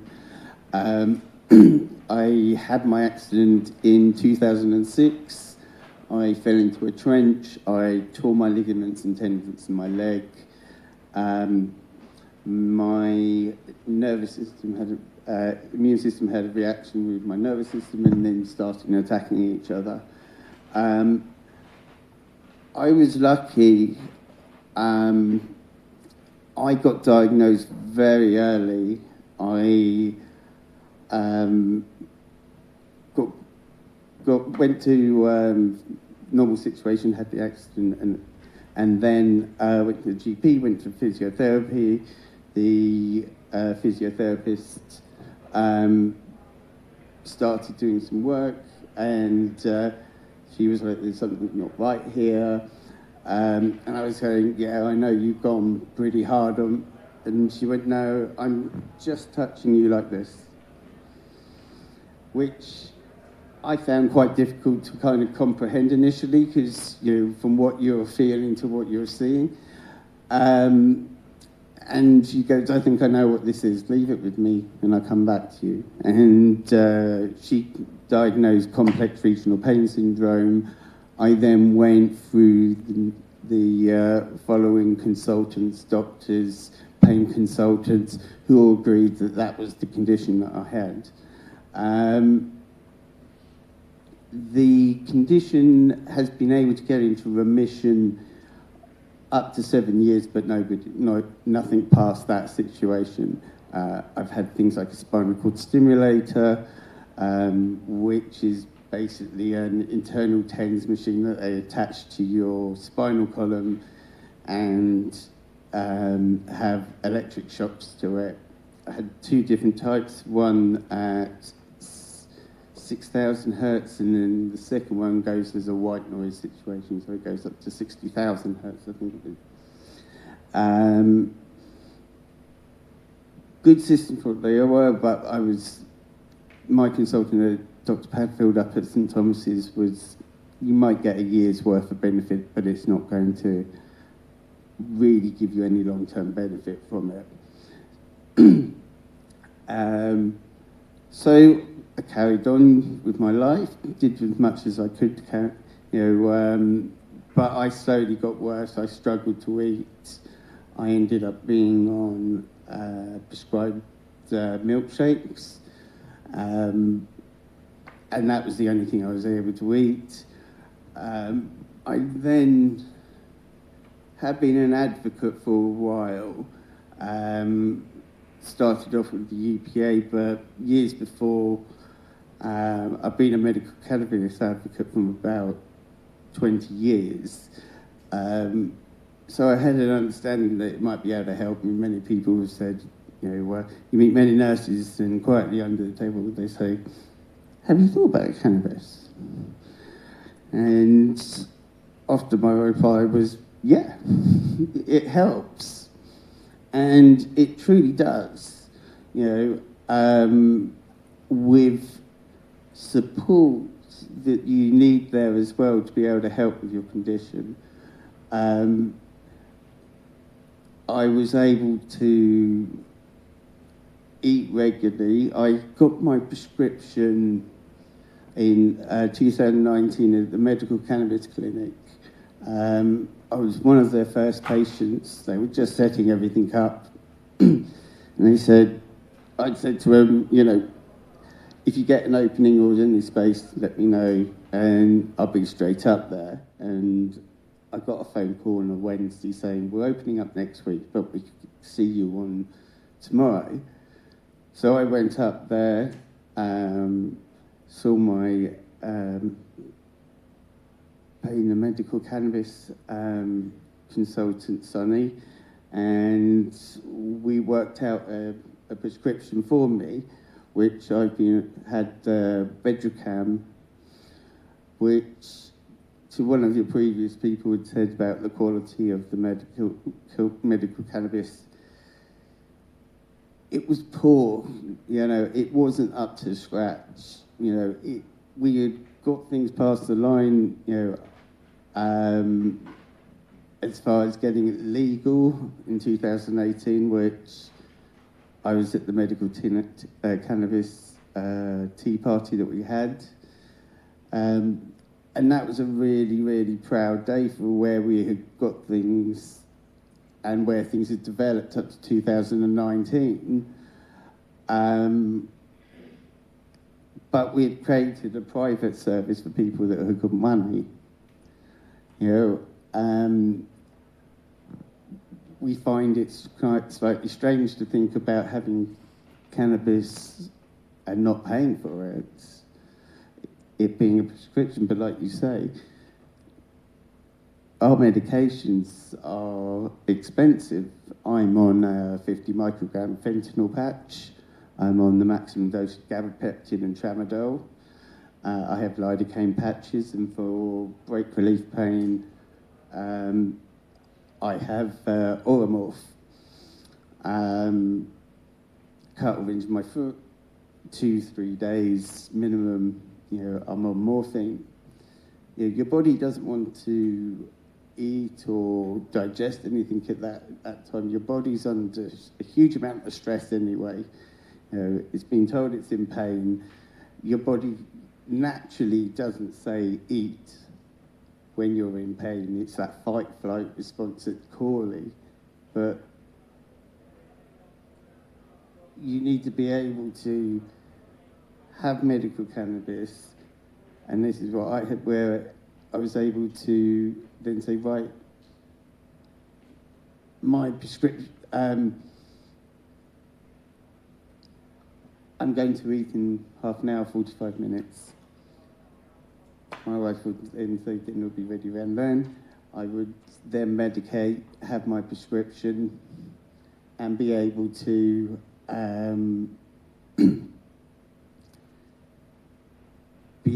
actually eat and come off the prescription milkshakes. I built my muscle built up. My quality of life improved. My desire to do more is activism. Sports started coming into the equation. I sail now, and with a disability group, and it's working towards quality of life. And underneath all of that is medical cannabis that has supported it. The prescription medications, they help a lot. They do their job. They're pretty good at it. They're not very good about telling us what the side effects are, and being able to protect us from those side effects, which is a big issue. And they're quite happy to do those medications, which, I needed. I got up to my level, my medication, like I said, Hex in 2006, so probably 2007. And I've maintained it for a long part of that due to cannabis. My medication, my consumption of cannabis has increased, but my morphine has decreased. And we have to look onto cannabis as a really giving patients a quality of life. We've been fighting this argument for way too long. I know it's 5 years now, and we should be happy and thankful, but we need to be able to take the financial aspect out of it. We need to be able to stop making money off patients' backs and actually support patients, cooperatives, support onto that aspect, grow your own, and help patients to be able to have a better quality of life. I think I'm going to hold it there, but so yeah, do I pass it over to yourself? So, thank you.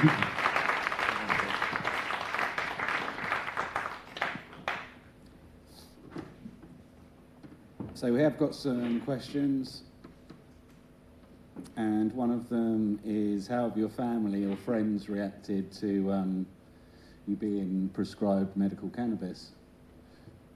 Does anyone want to answer that? Yeah, I probably heard enough of my voice in the second. Yeah. My family and parents very traditionally conservative, traditionally very much removed from drugs, as it was always very much regarded as. Had initially been, very much anti it, but they have done an entire 180. They see how much my quality of life is now and how much I was struggling before to be able to actually get to where I am now. was because of cannabis, and that we'd be doing a family meeting, gathering, and I would go off and medicate and then be able to eat, and you could see me struggling and getting, finding things more difficult, and then being able to medicate and be able to improve and go further with it. The biggest support has been my wife. She's been my biggest advocate and supporter, understanding how much I try, but being able to not only, emotionally, but there's a financial support as well. And she fights my corner left, right and centre, so I just say I'm very pleased to be able to have somebody that's to be able to fight my corner like that. But I've seen many people that haven't had that person, and it makes a big difference.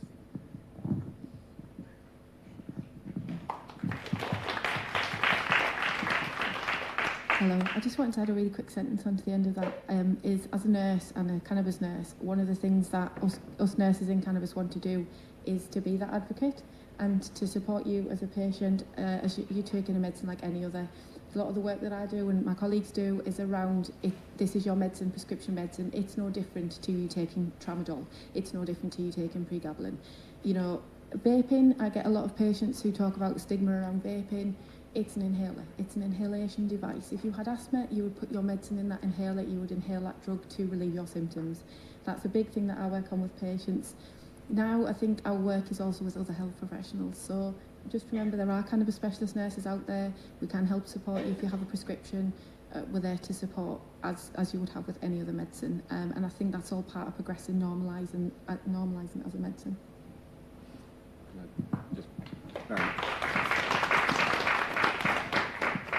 Just like to quickly say I've had quite mixed responses in regards to the medication that I use.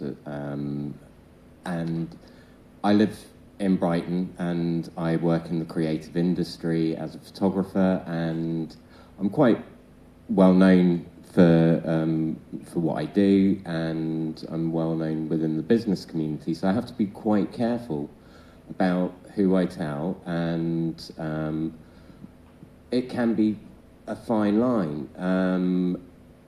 So even though we're in such an amazing and accepting city, there's still people out there that unfortunately it is down to education and change of the narrative and change of perception that's needed. And it is the friends and family and the support network that are key to helping in that change.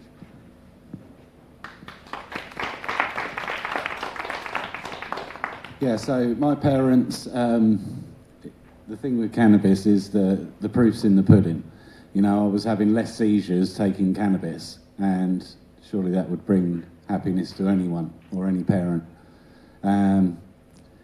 So yeah, I was quite fortunate. And I think anyone that does believe the stigma, tell them your story, because they won't believe it by the end.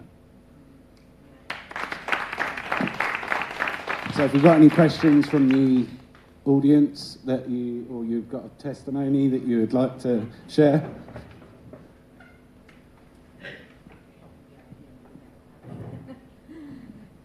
I'd just like to say to Ebony, I can completely understand where you're coming from about I'm not going to take the cannabis. I mean, I'm from the age where, my parents were like, anti-drugs, and I was anti-drugs, and this is my son, and I was like, no, anti-drugs. So, when, my son first suggested, I'm on my 4th cancer now.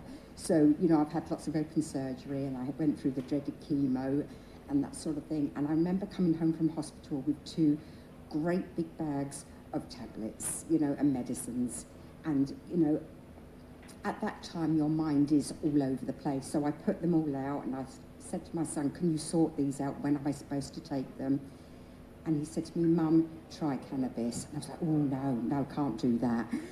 That's not me. And he looked and he said, Mum, he said, you've got a heroin substitute there. You've got this, you've got that. And I suddenly thought, wow, yes, I hadn't even thought of that. So I can completely understand, you know, where you're coming from. So I started taking cannabis, but the trouble is, I knew nothing about it. My son, you know, did some research and he knows a bit about it. And we kind of cobbled along together and tried to, you know, sort of like make our own oils and what have you, which I did take. Unfortunately, I have got a genetic disposition to cancer. So, you know, they did say it was going to keep coming back, which it has. But after my second cancer, I remember the oncologist saying to me, Julie, it's just going to come back. You know, you just got to kind of get on with it. And, you know, that's kind of going to be it. And I thought, do you know, I don't want to go down that route. So we upped the, you know, the making of the cannabis oils, but we didn't know really what was in it. We knew what was in it because we were growing it as well. But you don't know what percentage you're supposed to be taking or anything. And I thought then, and I didn't realise there were cannabis nurses out there. And I just thought, you know, we need to be shown, you know, or told that there is somebody, rather than us trying to, you know, work it out together.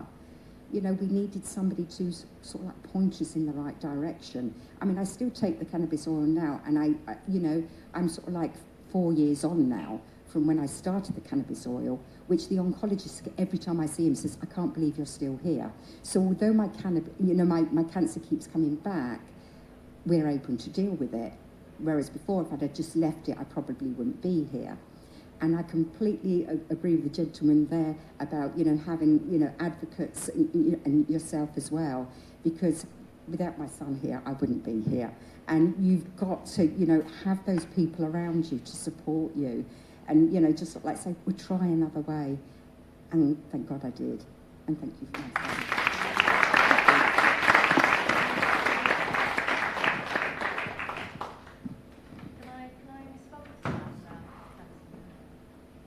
I'll come back to you. I'll take this one. Yeah, so I wasn't able to go down the medical cannabis route, so I had to, you know, fund and illegally source my THC myself. And yeah, I really appreciate the need for support and community around me, and I was very lucky that everyone pulled together.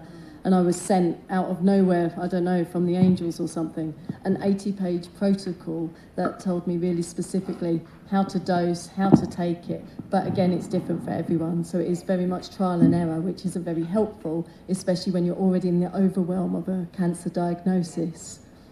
And there's so many changes that you already have to take. But there is a community of people out there who are making cannabis oil illegally, but specifically multi-strain, high indica for people with cancer. And there are different protocols of people who are, you know, putting this information out there, what's working for them and their families. So yeah, I'm really appreciative of that. Just wanted to add even how I came to be here today is part of my journey. The lady Jade, who's going to be at the CAF today, running the CBD CAF, she put me forward for this to Clark. She's been my unofficial cannabis nurse for about, I'd say, 5 or 6 years now. And there's so many unofficial cannabis nurses out there, like Jade, that are, you know, made to feel like criminals. And one of the things I know she works with is cancer patients. And why should anybody who's helping ever be demonised in that way, along with the likes of other drug dealers? And, you know, I believe that the level of hysteria around weed has gone way too far for way too long. And the reality of it is that I grew up with my granddad boiling it and making tea out of it and medicating with it. But that was, say, an older generation. And then we've got my uncles and my cousins that was more of the recreational users. My sister, recreational user, my sister, actually has her own story with cannabis. She's actually not been drinking for over a year now, and she's used cannabis, and it has been the best thing for her life and her lifestyle.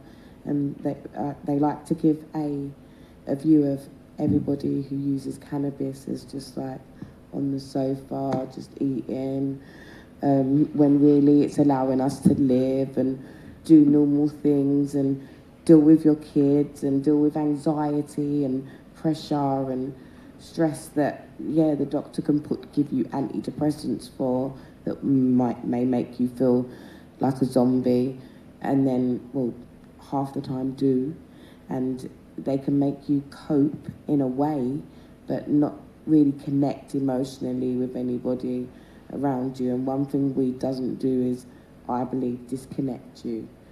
If anything, it allows you to connect with others. Yeah, that's it. And just sorry, lastly, my mum has been, yeah, my amazing person who's allowed me to smoke at home.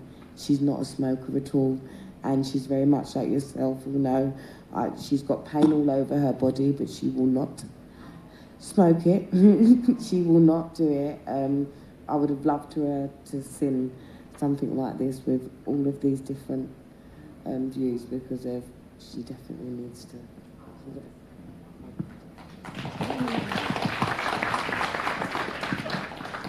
So we've just got one more before we break. Thank you. Yeah, I work for Drug Science, and we have the biggest medical cannabis study in Europe, T21. And it's my job to try and get medical cannabis in front of people who might not have thought of it before. So it was really amazing to hear your story in particular, Ebony, and frustrating to hear that you weren't sure about how to go about getting a prescription. And I really hope that you can do that. I would just love to hear any thoughts you have on how we can get medical cannabis in front of people, how we can actually show that there's a clear pathway there for people to access it as a legal medication. And I know that's a huge question, but any thoughts that you've got, and let's continue this offline as well. Thank you. Can I just add to that as a nurse, Mags? Thanks. Hello. Yeah, just one of the things that I know the cannabis nurses that we talk about, like myself and people are involved in these projects, one of the things that we are trying to do is get information from patients as to how you think we can get better access. I know probably 5-6 people out of 10 that I know could access a medical cannabis prescription that I know, when I tell them what I do, don't realise that they can have a legal prescription. They go, oh, really? That's what you do for a living? As a nurse? Yeah. So, and the other thing is, we're really working really hard with doctors, GPs, nurses, specialist nurses, cannabis nurses, oncology nurses. I'm doing a master's and my specialty area is cannabis nursing. Teesside University are letting me do my advanced clinical practice as a medical cannabis nurse. So I sit with other specialty nurses, radiographers, I sit with cancer nurses, breast cancer nurses, neurology nurses, and it's all about getting knowledge out there. So we are, as professionals as well, trying to spread the word across other healthcare professionals in a real big way, because after coming across it myself as a health professional, having that argument, I mean, I stood in that room for a good half an hour and said it is a prescribable medicine, but I was not getting anywhere.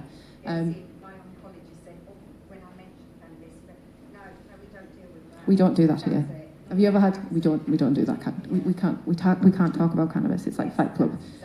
But the other thing is, they don't have to talk about it because they can't prescribe it. Cause if you don't come in, even patients who can access Sativex or Epidiolex or the chemotherapy drug, they're not known about. And if they are known about, they're not always funded.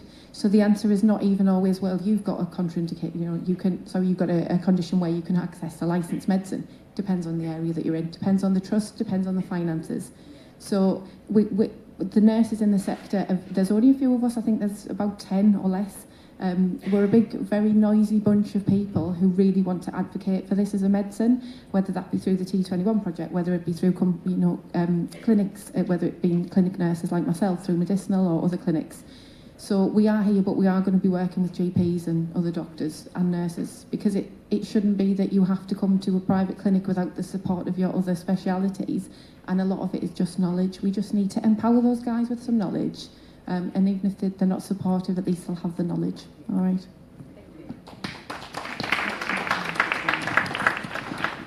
To answer your question, I think the best ways would be in the pain clinics.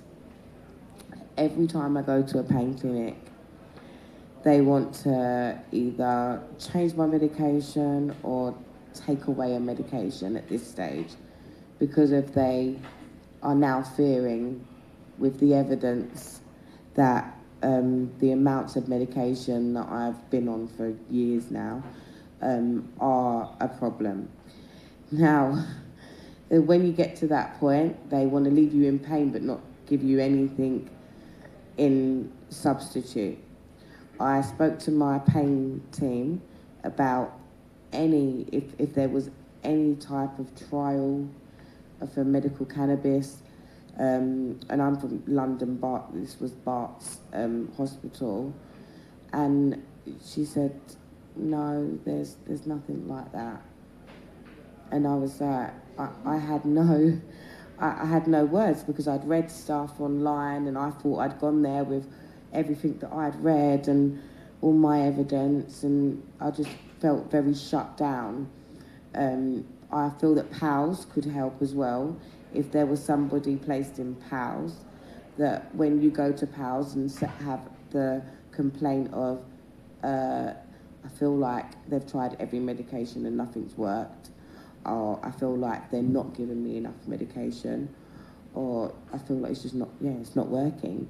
There needs to be somebody there to go, okay, well, did they offer you anything holistically? Did they offer you anything outside of that?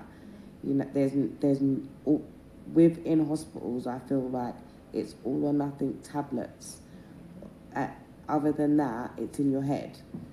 I was accused for a very long time as a kid, before being diagnosed, of my condition being in my head. And that was a very devastating time, because I had no answers. I had a lot of pain, a lot of problems, a lot of loss of life at a very young age, but no answers apart from when they couldn't find the answer, it being in my mind.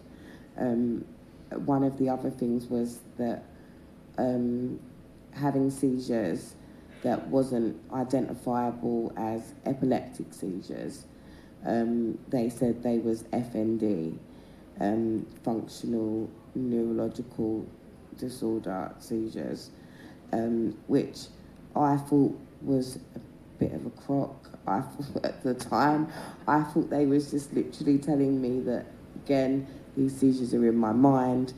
I know a lot more about FND now, so I understand it, but my seizures have been now controlled by marijuana for the past 4 or 5 years, and I haven't had to I was having sometimes up to 10 to 15 seizures a day on a bad day, and it just was taking over my life. Scared to go out, scared to be in a place, an open space like this, and black out and not know what's happened, and then wake up and everybody's around me. So I definitely think that if there's any sorts of surveys that they could put in whilst you're in hospital to see what things you've been using, have been tried, how well effective that you think they've been working, so that we can get a proper number, gauge of people that are on all these medications, that whether they're working or not. Some people are still being prescribed medications from doctors when they know it's not working. So why not try?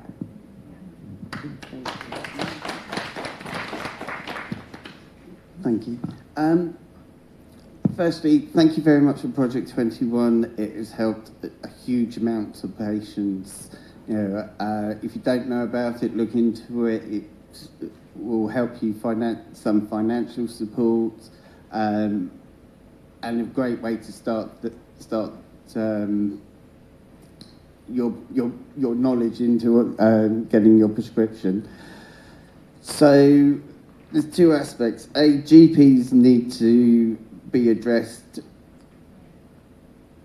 on a massive level, because also they hold and they can delay our medical notes to the private sector. So they will drag their feet, and a lot of GPs don't specialise in anything and don't know enough about specialist medication conditions. My condition, when COVID was happening, they said, oh, but it's not an autoimmune condition. I said, it is, and I need to be on the list to be protection. They said, well, we're going to have a meeting about it. We had a meeting about it. We think we should probably speak to your consultant. Spoke to Dr.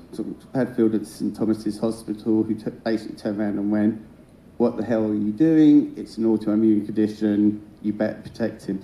Now, if they hadn't made that he hadn't been that way, I might not be here today, because I wouldn't have got the protection I needed. And it can sometimes be as serious as that, as not, relying on one GP to be able to actually look after us. The other aspect is we need you to go to your MPs. We need you to change and give pressure, because on the NHS, we have only got 3 conditions that they will prescribe to: patients with MS, children with some epileptic fits, and cancer patients with nausea.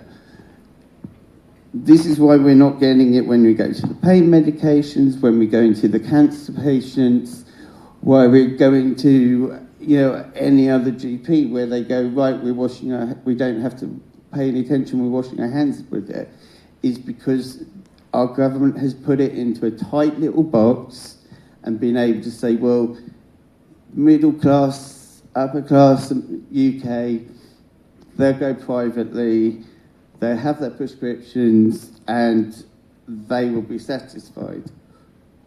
Which, to a point, is right. We've been able to deal with our conditions. We shouldn't be the battle pawns on the chessboard of medication, of medical marijuana, or medical cannabis, sorry. So we need to go to our MPs and we need to say, we need you to extend it, open it up, take the research that is in America and stop saying that is not acknowledged, in the UK medical journals. And it's vital, because some of us are struggling day by day. Some of us don't have the energy to be here to fight. Some of us aren't here. I'm 46. I don't want to be fighting this argument another 20 years down the line. I don't want to be on this stage, as honoured as I am that I'm here. I don't want to be here having to have the same conversation again, And more the MPs get their ears bent, that they need to open it up for their patients, for people, will make a huge difference. So it's down to us, but also somewhat it's down to you guys as well.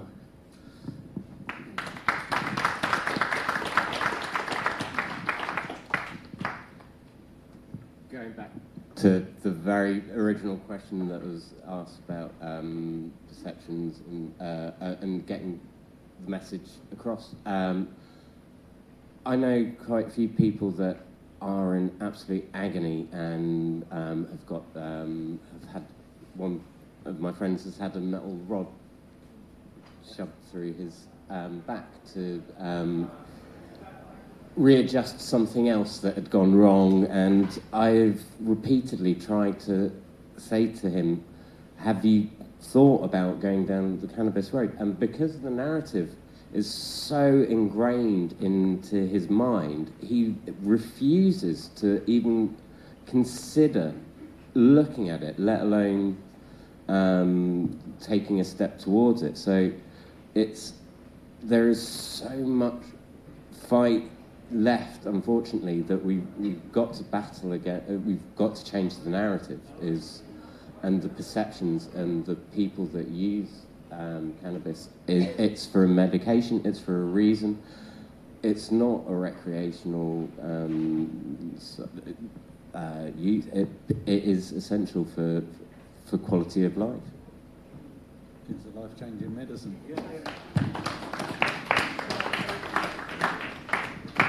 Right, guys, we are scheduled for a vape break, so feel free to medicate, and the next panel will be on soon.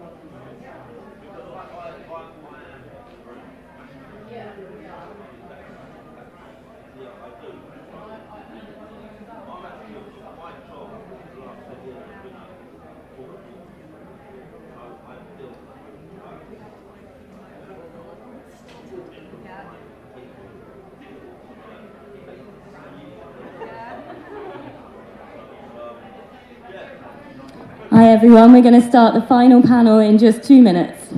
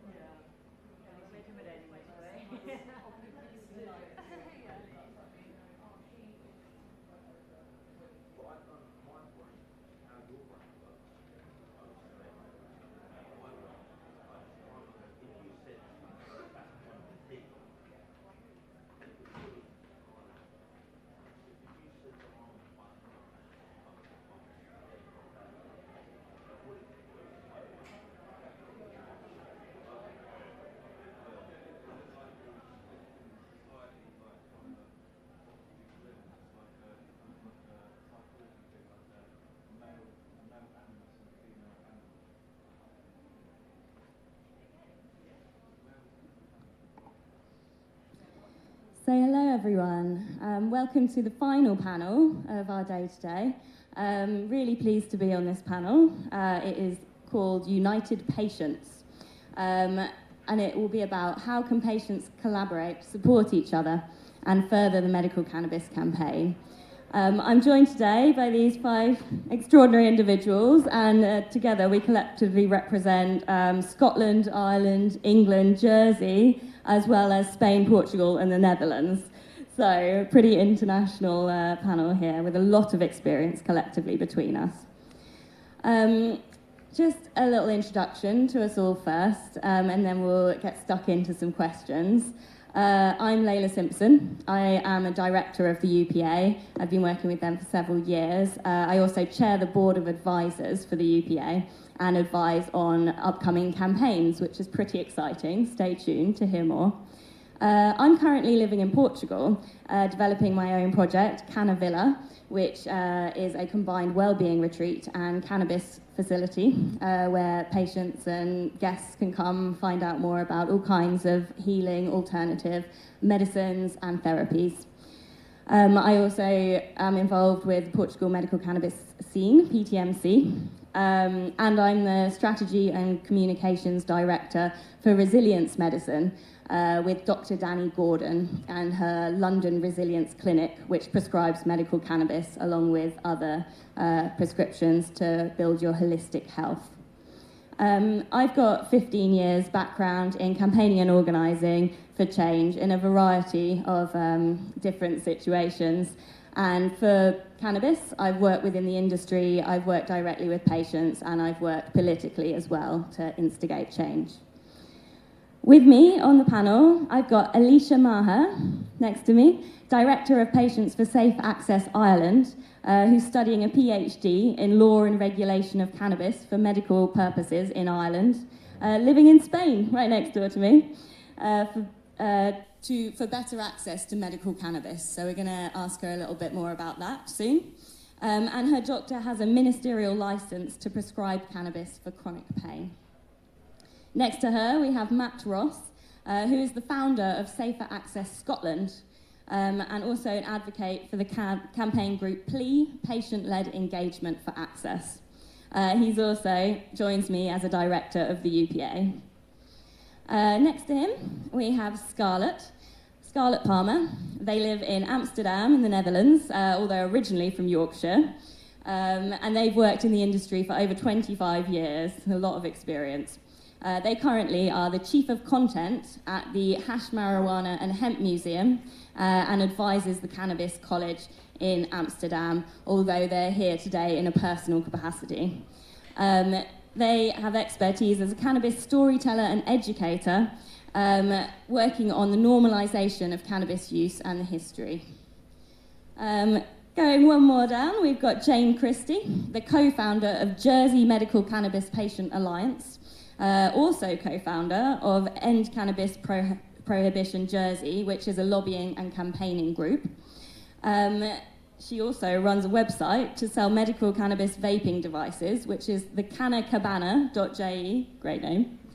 And also, she runs consultations for often first-time and elderly cannabis patients at home to link up the sort of lack of information from the doctors in how to actually get started in their prescriptions.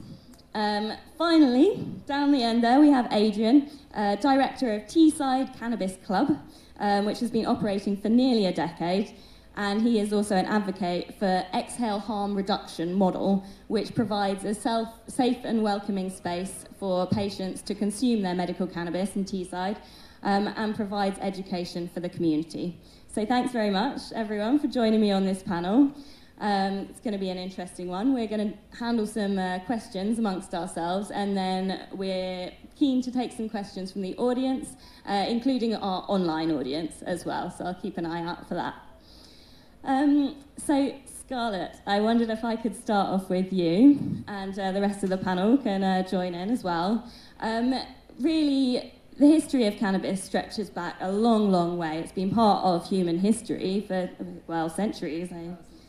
Absolutely. So, can you tell me, what is the role that storytelling and history and educating play in the normalisation of cannabis use today?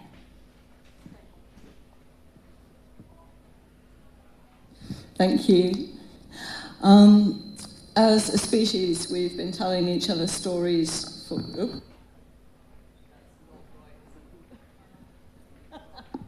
Let's try that again. Okay.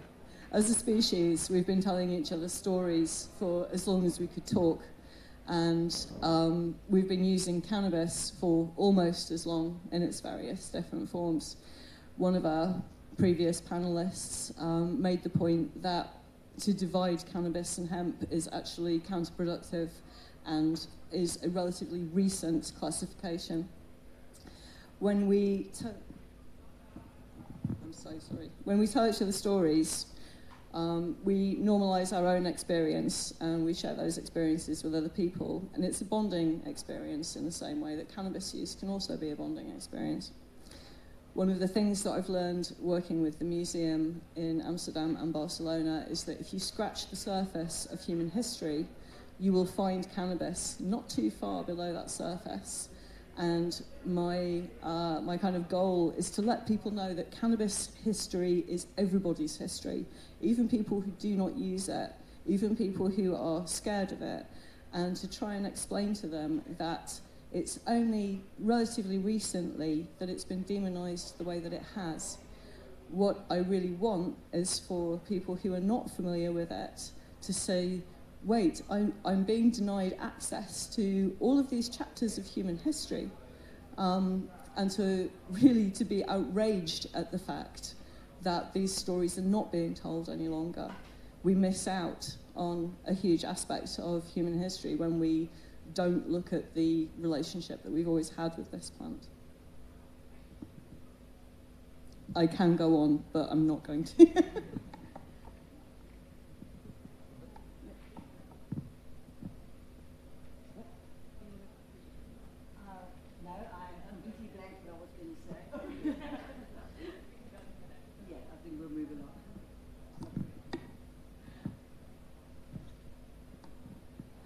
I just wanted to say something on that, in that the war on drugs, it hasn't just buried sort of access to potentially incredibly therapeutic substances that can really save lives and really help people, but it's also buried our history with cannabis. You know, cannabis is seen kind of I think, by a lot of the world as this new phenomenon, really, as, you know, a bad drug. But actually, it's gone hand in hand with human development for a long time, and really addressing the injustice of the war on drugs also addresses that point that, you know, we do have a long history, and it is part of our human history, and we can, like, it's a great journey to go on to rediscover that. So it's an essential role that we can play, and our previous panel as well on patient perspectives, their storytelling, they're telling their stories, you know, they're sharing their experiences, and it's fundamental that we listen to these stories that are going on at the moment, and we listen also to the story of human history. So really, thank you.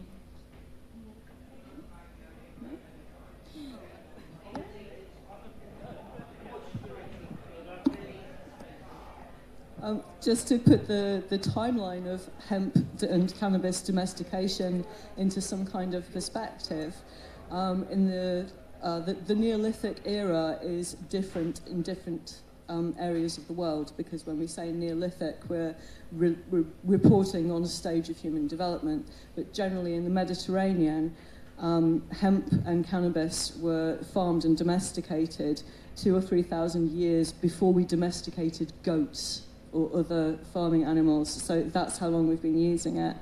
And in Japan, which we think of as a very sort of rice-based nation, when we look at what textiles they're using and what grains they're eating, cannabis was domesticated 2,000 to 3,000 years before rice was.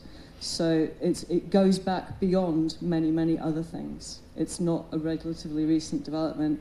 I love the idea that possibly Neolithic people, under the influence of cannabis from harvesting the seeds and getting slightly high, looked at goats and went, we should have them. That would be a great idea, but that's probably not historically accurate. Thanks very much. Just one final point. I just remembered I'm looking for land with my group at Canavilla. We're looking for land in Portugal to set up our retreat. And we went to visit a area called, I think it was Cannabis. It was called locally. And people locally don't know that this is where cannabis originated, in Portugal. It was such a long time ago. It was named after this. So, you know, and then they just don't know this connection at all. They're living their lives in this area. This is their local community, but they don't know that why it was named that. It's incredible. So I will move on to our next question, though. There's obviously a lot of different people in this area. You know, we've got patients, doctors, researchers. We've got obviously the main industry people, those who are running the companies. There are a lot of people affected by what can I say, the cannabis industry. However, we are at a patient conference now. We're focused on patients, and patients really is what everything should be focused on. It's the people who are suffering and the people who need help, right?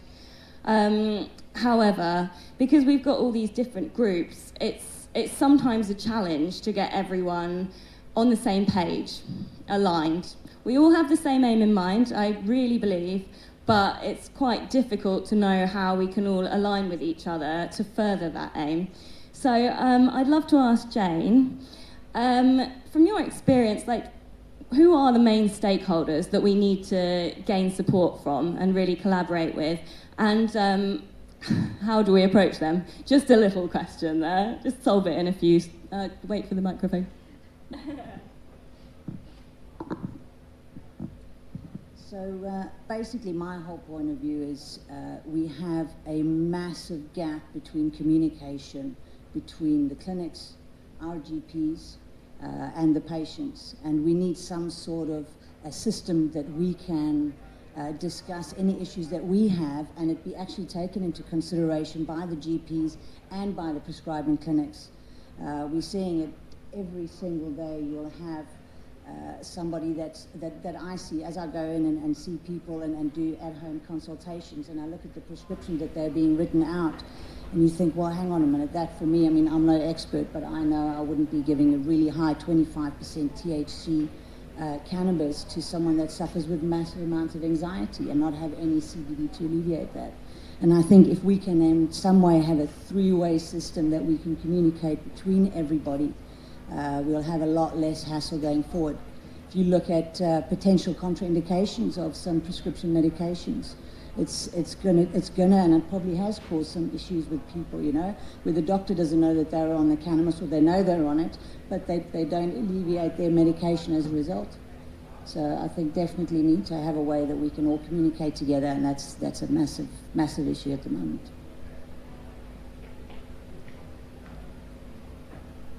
I can add a little bit. I totally agree with what you just said, and there's so much separation against all the industries that it's like you're more like weary about working together. Again, with the doctors and the GPs and things like that, you're wary of approaching them and saying, I need medical cannabis, I've heard that it's legal, and half of them don't know, above half of them don't know, and that's why we're, again, on the front line trying to provide people that information and that access to cannabis, because without it, you're just on your own. So yeah, that's my belief. You've got to all reach out together as patients and just try and push it forward. Sorry, I think someone mentioned earlier about contacting our GPs and telling them how medical cannabis has helped us and how we've cut down on our other prescription medications. And I think that is totally vital. I don't know if everyone was here at the time, but if you're on medical cannabis, you've got a prescription, you need to go back to your GPs and say to them, I have cut down the prescription X, Y, and Z, and then have cannabis instead to alleviate those other symptoms. You know, I think it's important that we communicate, and we at least, as a patient, try and start that communication process, not just with the clinic. When you go and see your GP, make sure you talk about all your cannabis and how it's helping you. I think that's quite important as well. Yeah, I'll say something. I feel like GPs aren't taught correctly during their years at university, and if we targeted universities and medical schools, then we could get to the root of the issue, and the GPs could be taught right from the beginning that cannabis is a medication and that they can use it.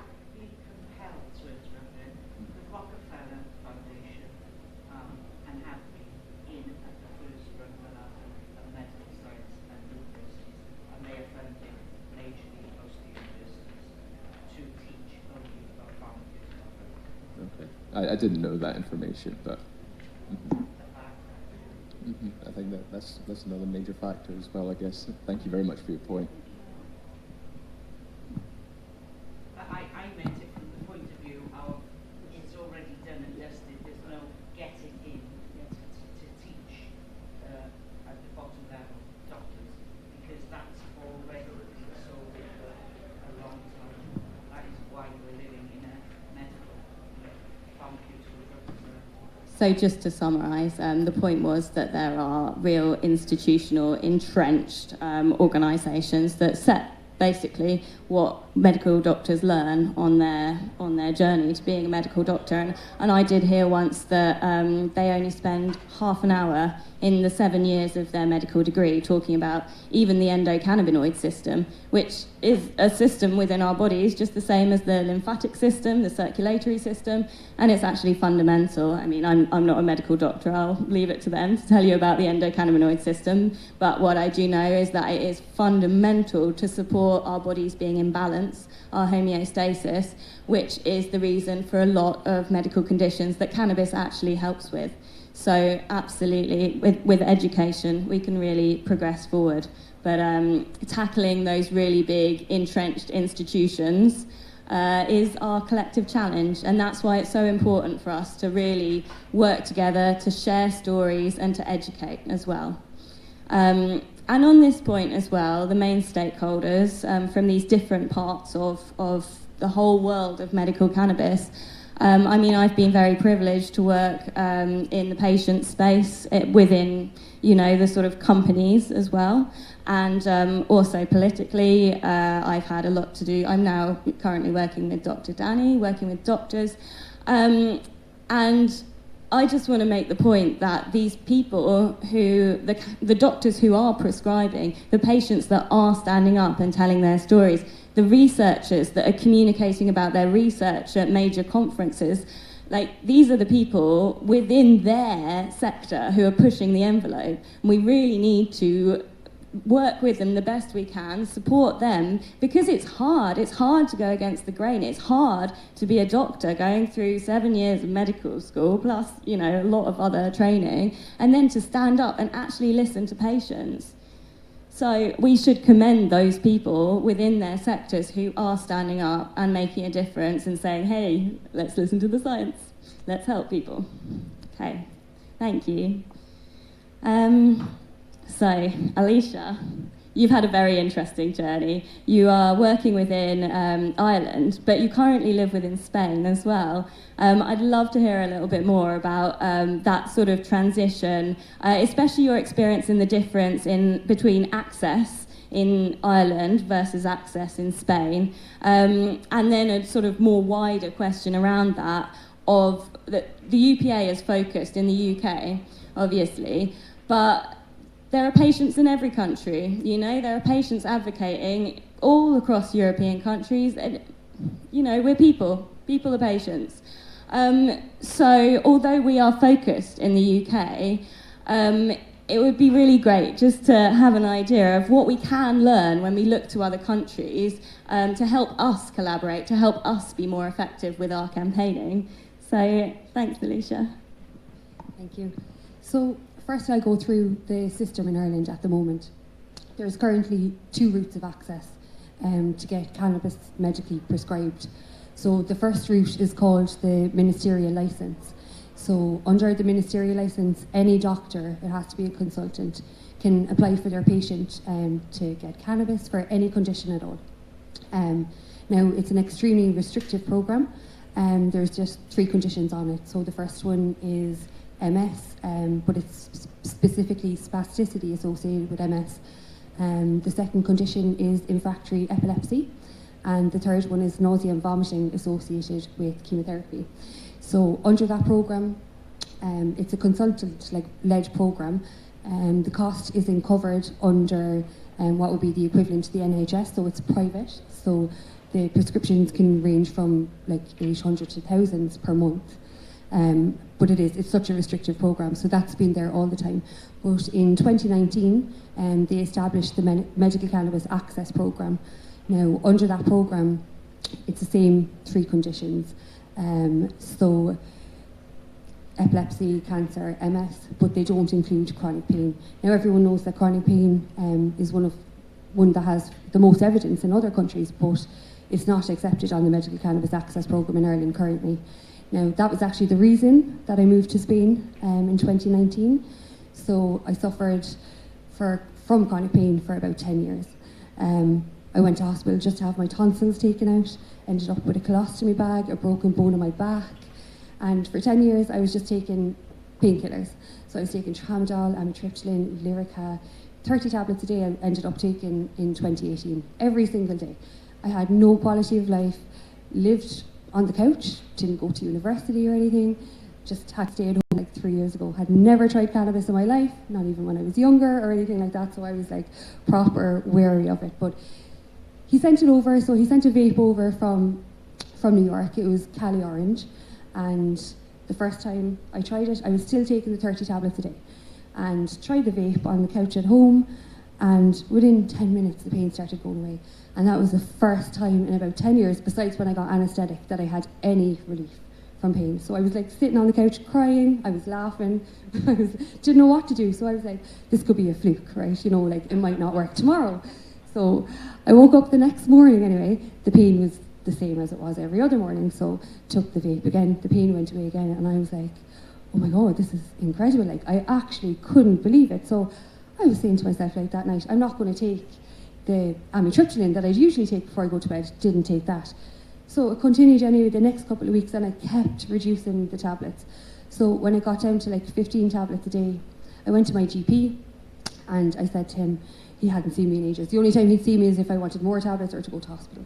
So he was like, oh my God, you look really well. Like, you know, what have you done? And I was like, you won't believe this. Like, it's cannabis. And he was like, oh, right, okay. He was like, but you look fantastic. And I told him I came off half the tablets. And I asked him there and then, would he apply for the ministerial licence? And he was like, of course, 100%. So he applied for it, but at the time I didn't have a pain consultant. So they refused his application 3 times. Now he argued and kept appealing it. He was like, I've been Alicia's doctor since she was 4. Like, she doesn't have a pain consultant. They're not going to know her or her history or anything like that. But they kept saying no. So they told me then I'd have to go on a waiting list to see a pain consultant. So in the meantime, I didn't want to keep buying cannabis on the street in Ireland. So I knew that you could go to the clubs in Spain. So in November 2019 then decided, that's it. I actually decided overnight. I'm moving to Spain. So, packed up and went to Spain. Now the thing about Spain is they don't have a medical cannabis access program. You can't get it for medical reasons over there. I think it's coming at the end of this year, but when I went there at the start, it was just the clubs, and that's still what I do. So I go to the club, you can buy 3 grams a day. You're not supposed to leave the club with it or anything, but they don't mind. So yeah, so it's the cost of it in Ireland really that's keeping me in Spain. My doctor still gives me the prescription every month just to keep it tied over, you know, but if I was to collect my prescription in Ireland, it would be 800 a month. So it's like €25 a gram. At the start it was anyway. Now it's gone much down from then, but the oil is more expensive. But in Spain then I have somebody that grows it for me for like $2.50 a gram. So until chronic pain is accepted onto the medical cannabis access program in Ireland, until it's a GP-led program, and until the cost is covered, then I'm just going to still be in Spain. Yeah. Thank you.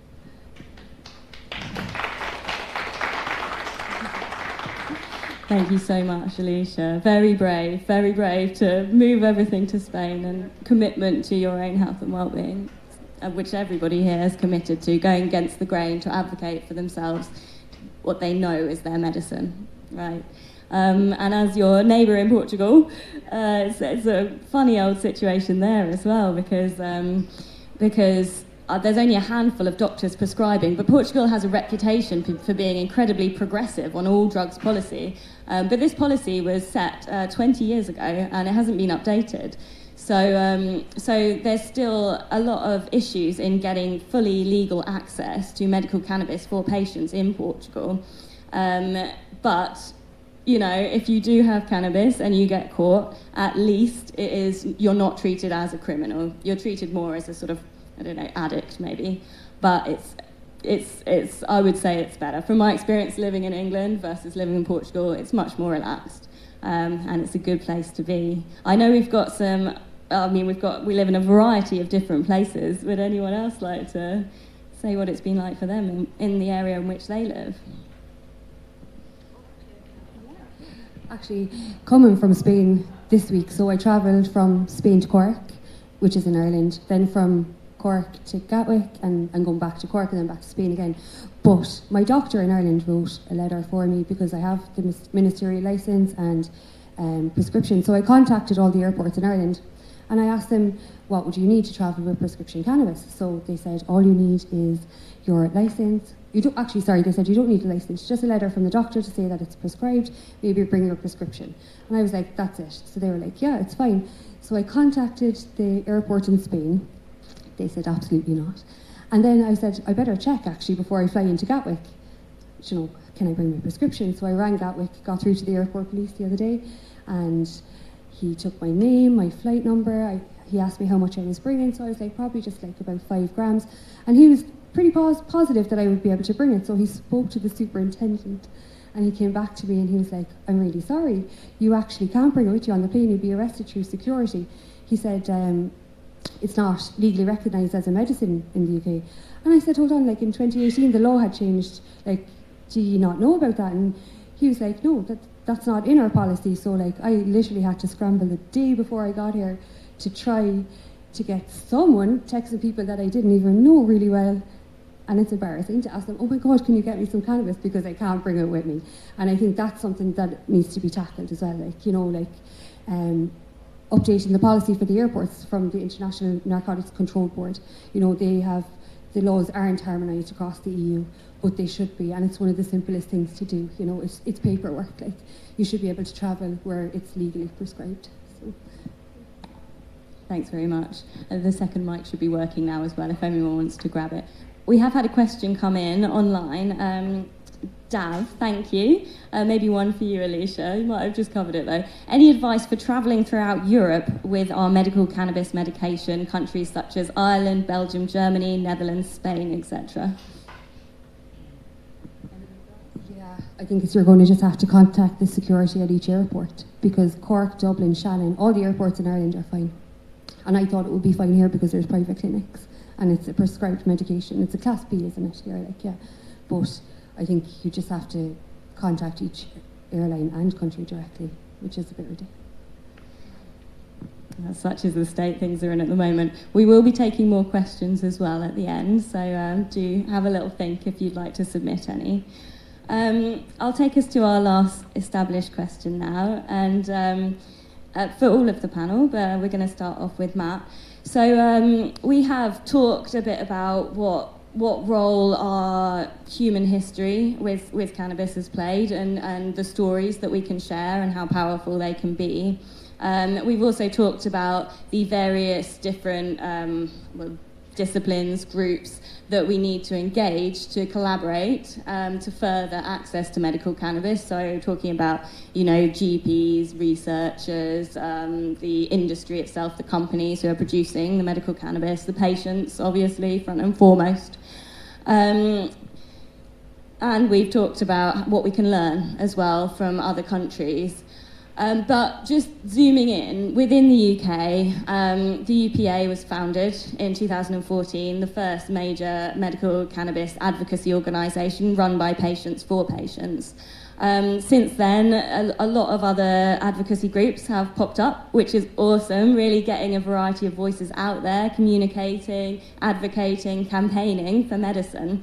However, and most of them have sort of specific foci within this wider space. So my question for Matt, you've worked in a couple of these different groups, and in the patient advocacy space, how do you think we can best collaborate with other advocacy groups within the UK to further our collective aims of increasing access to medical cannabis? Well, yeah, I think to begin with, first is communication. It's something that hasn't really happened in the time that I've been a part of this. Like, for instance, my partner works for CLE, I work for the UPA, but we do not communicate about what the other one is doing. There seems to be some unwritten law that we're not allowed to speak about it, and I feel that if we were to just communicate about, we all have the same common goals, so we're all working towards the same thing. I don't understand why we're not communicating, and there's a real friction between the groups. I think that's all I have to say on that one just now.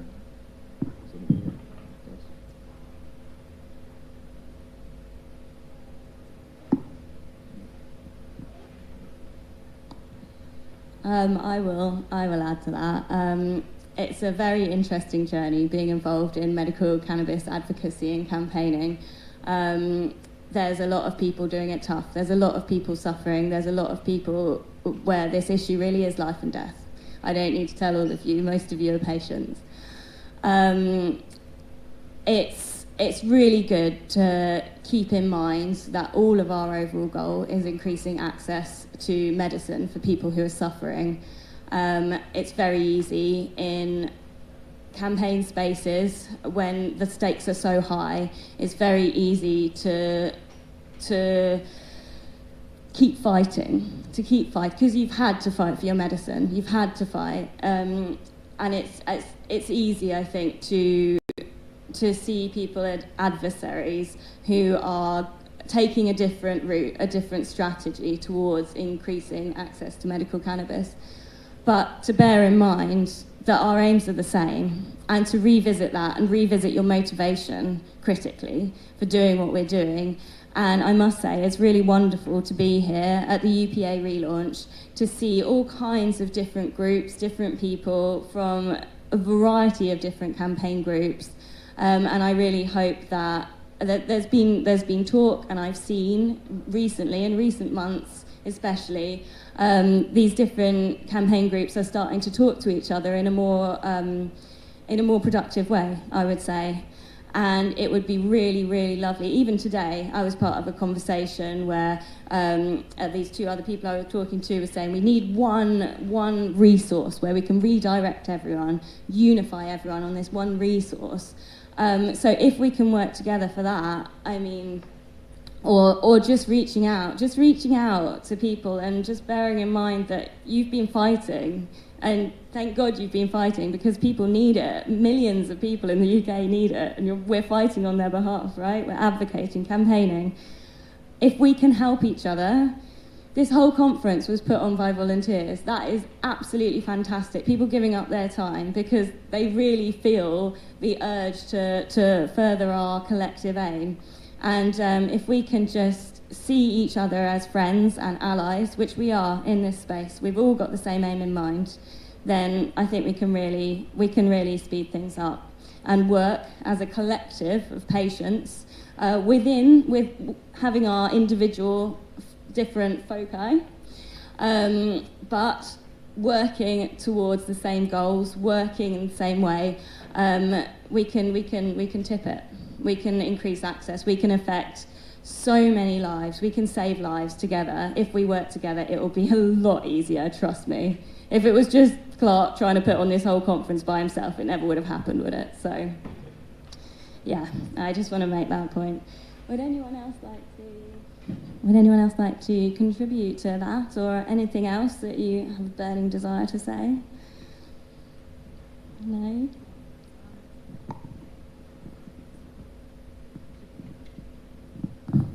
Is it working? It's working. Okay. I wanted to, first of all, say that I think on the question of how we can support each other, a lot of people are concerned about finite resources. And it is a real question because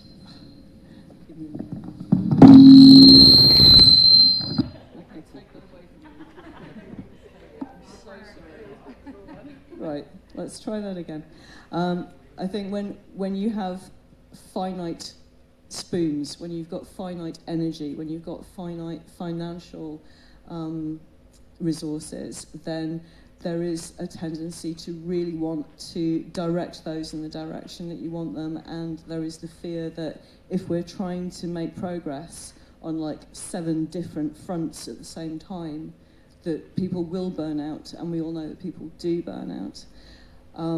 Things are getting slightly easier, but I think it's okay to also accept that if I want to fight in this way and you want to fight in that way, then that's okay, because no effort is wasted. No one's effort is wasted in this. Everyone's effort is really important. And it's communication, as you said, is absolutely key. I think that although social media can be deeply damaging and can be a place where people get into fights because they misunderstand each other easily, we can also use it as a tool to communicate with each other and be able to, within seconds, literally cross oceans with our thoughts to each other. And that we should continue to attempt to talk to each other and not close each other out. I think that's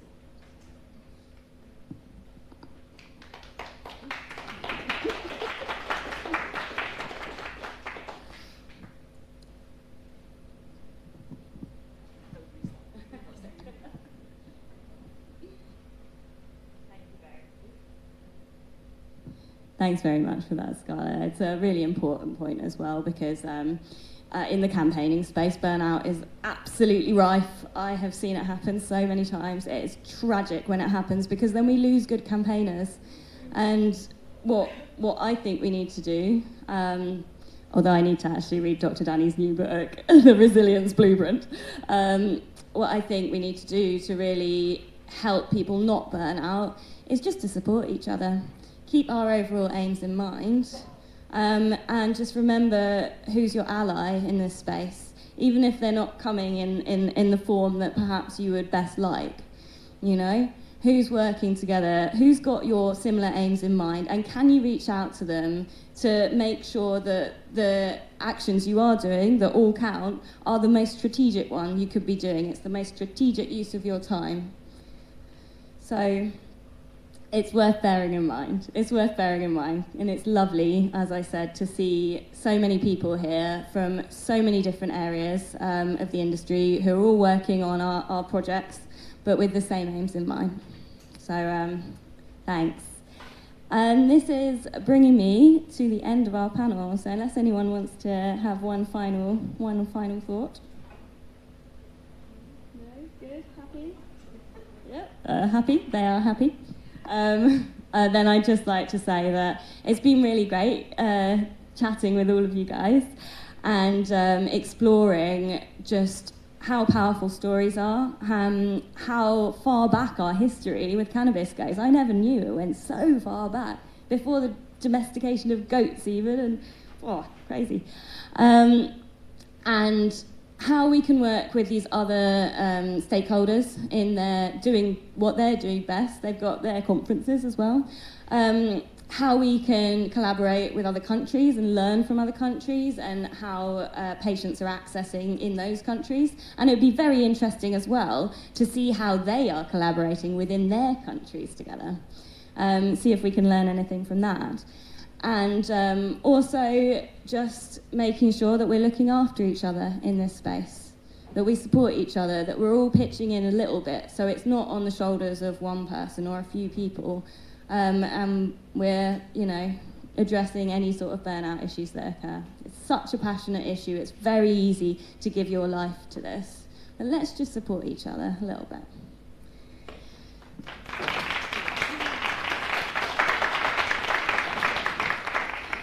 I'd like to ask if there are any questions from the audience, finally.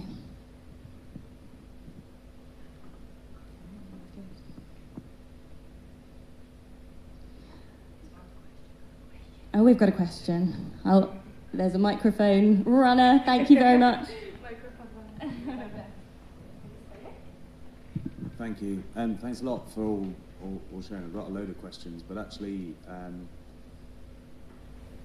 I've been working in the industry for a few years, and I think it's doing something, but it's not doing everything. I think when I look at it, actually, I think harm reduction centres and cannabis clubs are probably doing more to protect patients, and I was just wondering if there are any learnings specifically from the T side that you'd share with other regions, and how they might be able to go and set up similar sorts of organisations that help people in areas.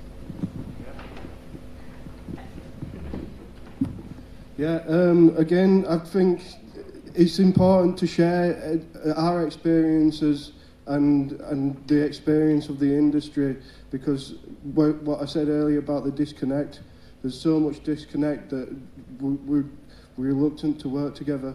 Whereas, like you say, we're on the front line with the harm reduction centres. We're working with individuals, with patients every day. So we've got to feed that information back. We've got to share it, because if not, where is the progress going to come from? We do have sort of a blueprint that we wanting to roll out to other places, and that's the other thing. Like if there was a place like ours on every street corner, that'd be such a helpful thing for the UK. I feel like, yeah. Or as much as we can do with these little events and things like that, just keep pushing it forward and just keep driving whatever we can. So yeah, if that's a good answer for you. I just want to add something. Speaking about us campaigning and being a unified front, if we look at medical cannabis at the moment, and we're all campaigning together, we have a lot of the times recreational people that are campaigning, and there is potentially a possibility for us to join forces as well, I think. I think if you look at growing your own, for example, I personally don't think that the UK, or definitely Jersey, will allow grow your own medical cannabis or cannabis for people that are on medical. The only way they'd more than likely do that is if it was legalised recreationally, and then have medical patients growing their own. So I think we need to possibly focus on that as well, not just medical cannabis, but medical and recreational, and somehow collaborate together.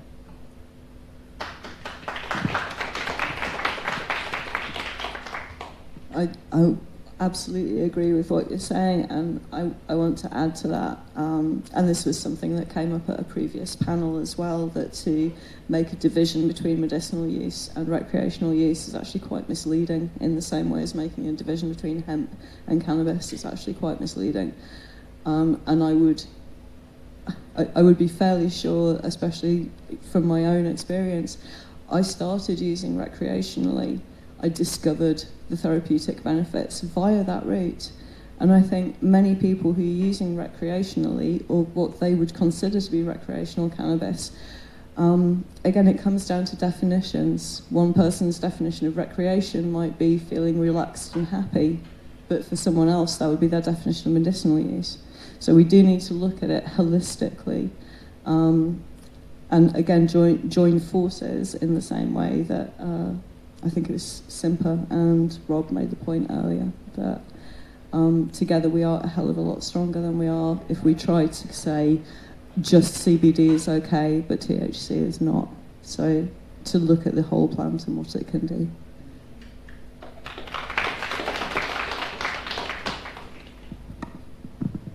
Thanks, everyone. I was delighted as well to hear that there are here today some very prominent recreational campaigners who have come along today. So absolutely, it's really important that we support each other as well. And there's a great sticker outside that says something like, why can't you enjoy your medicine? You know, at what point when you come home from a stressful day at work and got a bit of anxiety or something like that, and you consume cannabis, like where's the line between you enjoying it and relaxing and you addressing your anxiety? So yeah, absolutely. Well, thanks very much to the panel. And it is now my absolute pleasure to introduce the man who founded the UPA all the way back in 2014. We've had a little break, but we're back as of today. UPA is back, relaunched 9 years later. Now, Clark French has been an incredible campaigner in this space. He's had a documentary made about his journey to medical cannabis, his life. He's brought me into working in cannabis. And I am just very grateful that he is here and that he's got renewed energy to give to the UPA, and I'm really excited to see where we're going to go from here. We are much more resilient together, as we talked about, and I'm going to hand over to him now. Thank you so much, Clark, for bringing us all together today, and the future's really bright. Thanks, Clark.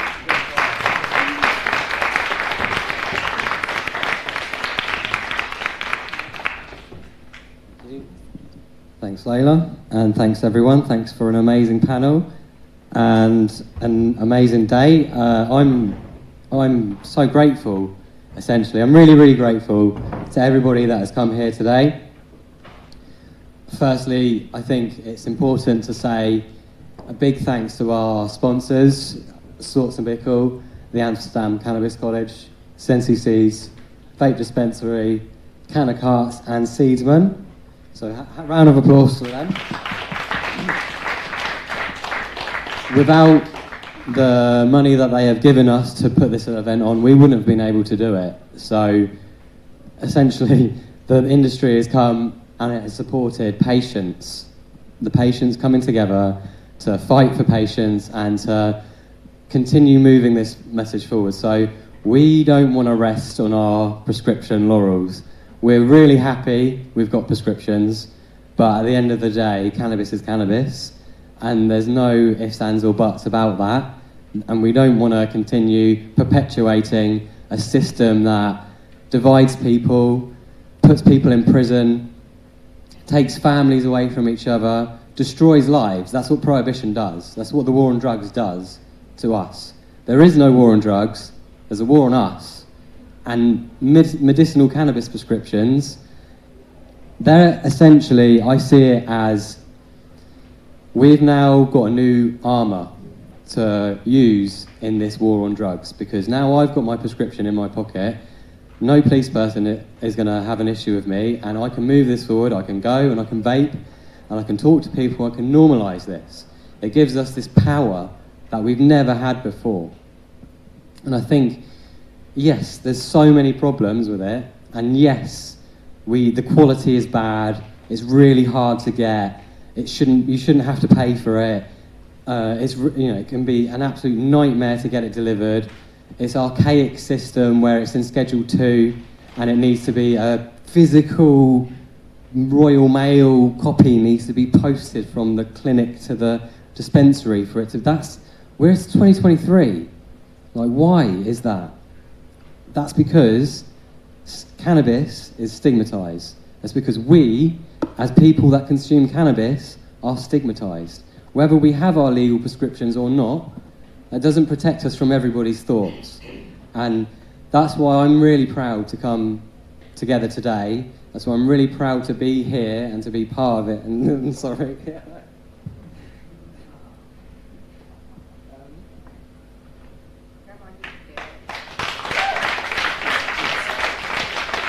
The UPA went under 3 years ago at the start of the pandemic. It wasn't what I wanted. And that decision got taken from me. But I took my time to heal. I took my time to just accept what happened and let go of any anger or any resentment that I had for people that might not agree with how I want to do things, and that's okay. Not everybody is going to agree. That's what this panel was about, is how we can disagree but agree at the same time. And I think that's just, for me, that's one of the biggest and most important parts of what we've done today, is that we've brought people together from all across the UK. We've had people come from the Netherlands, we've had people come from Spain, we've had people come from the Republic of Ireland. And why is that? Why are so many people willing to travel from Shetland? Why are people willing to get on a plane in Shetland, spend 11 and a half hours... Bro, you did that. Like, it's... I'm sorry, it is emotional. I really care about this cause. It really gives me my life back. I'm stood up, I'm stood here, and I can do this. Why? It's because the venues let us have volcanoes, and out there I've been medicating with my prescription cannabis as and when I need it, and now I'm still okay at the end of the day. So, when we first started that, what we're doing today was just a dream. It was literally a dream. We're like, oh, imagine if we could have a legal cannabis prescription and we weren't criminalised anymore. And has the dream materialised in the way that we want it to? Absolutely not. It has not, by any means. But it's far away from the nightmare that we used to have. It's far away from where we've come from. And it's really thanks to Charlotte and Billy, to other parents with sick children who have really, speak of the devil. It's thanks to people like Charlotte and Billy that this law has changed, and we can build on that. Everybody said it was just a pipe dream. It's a pipe. You'll never get legal cannabis. Well, loads of people here today have got legal cannabis. It's not a dream anymore, it's a reality.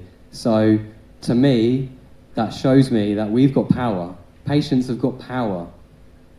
We've got the power to change this in a way that a lot of other people don't have, because we connect with this issue so deeply, because it changes our lives in such a way.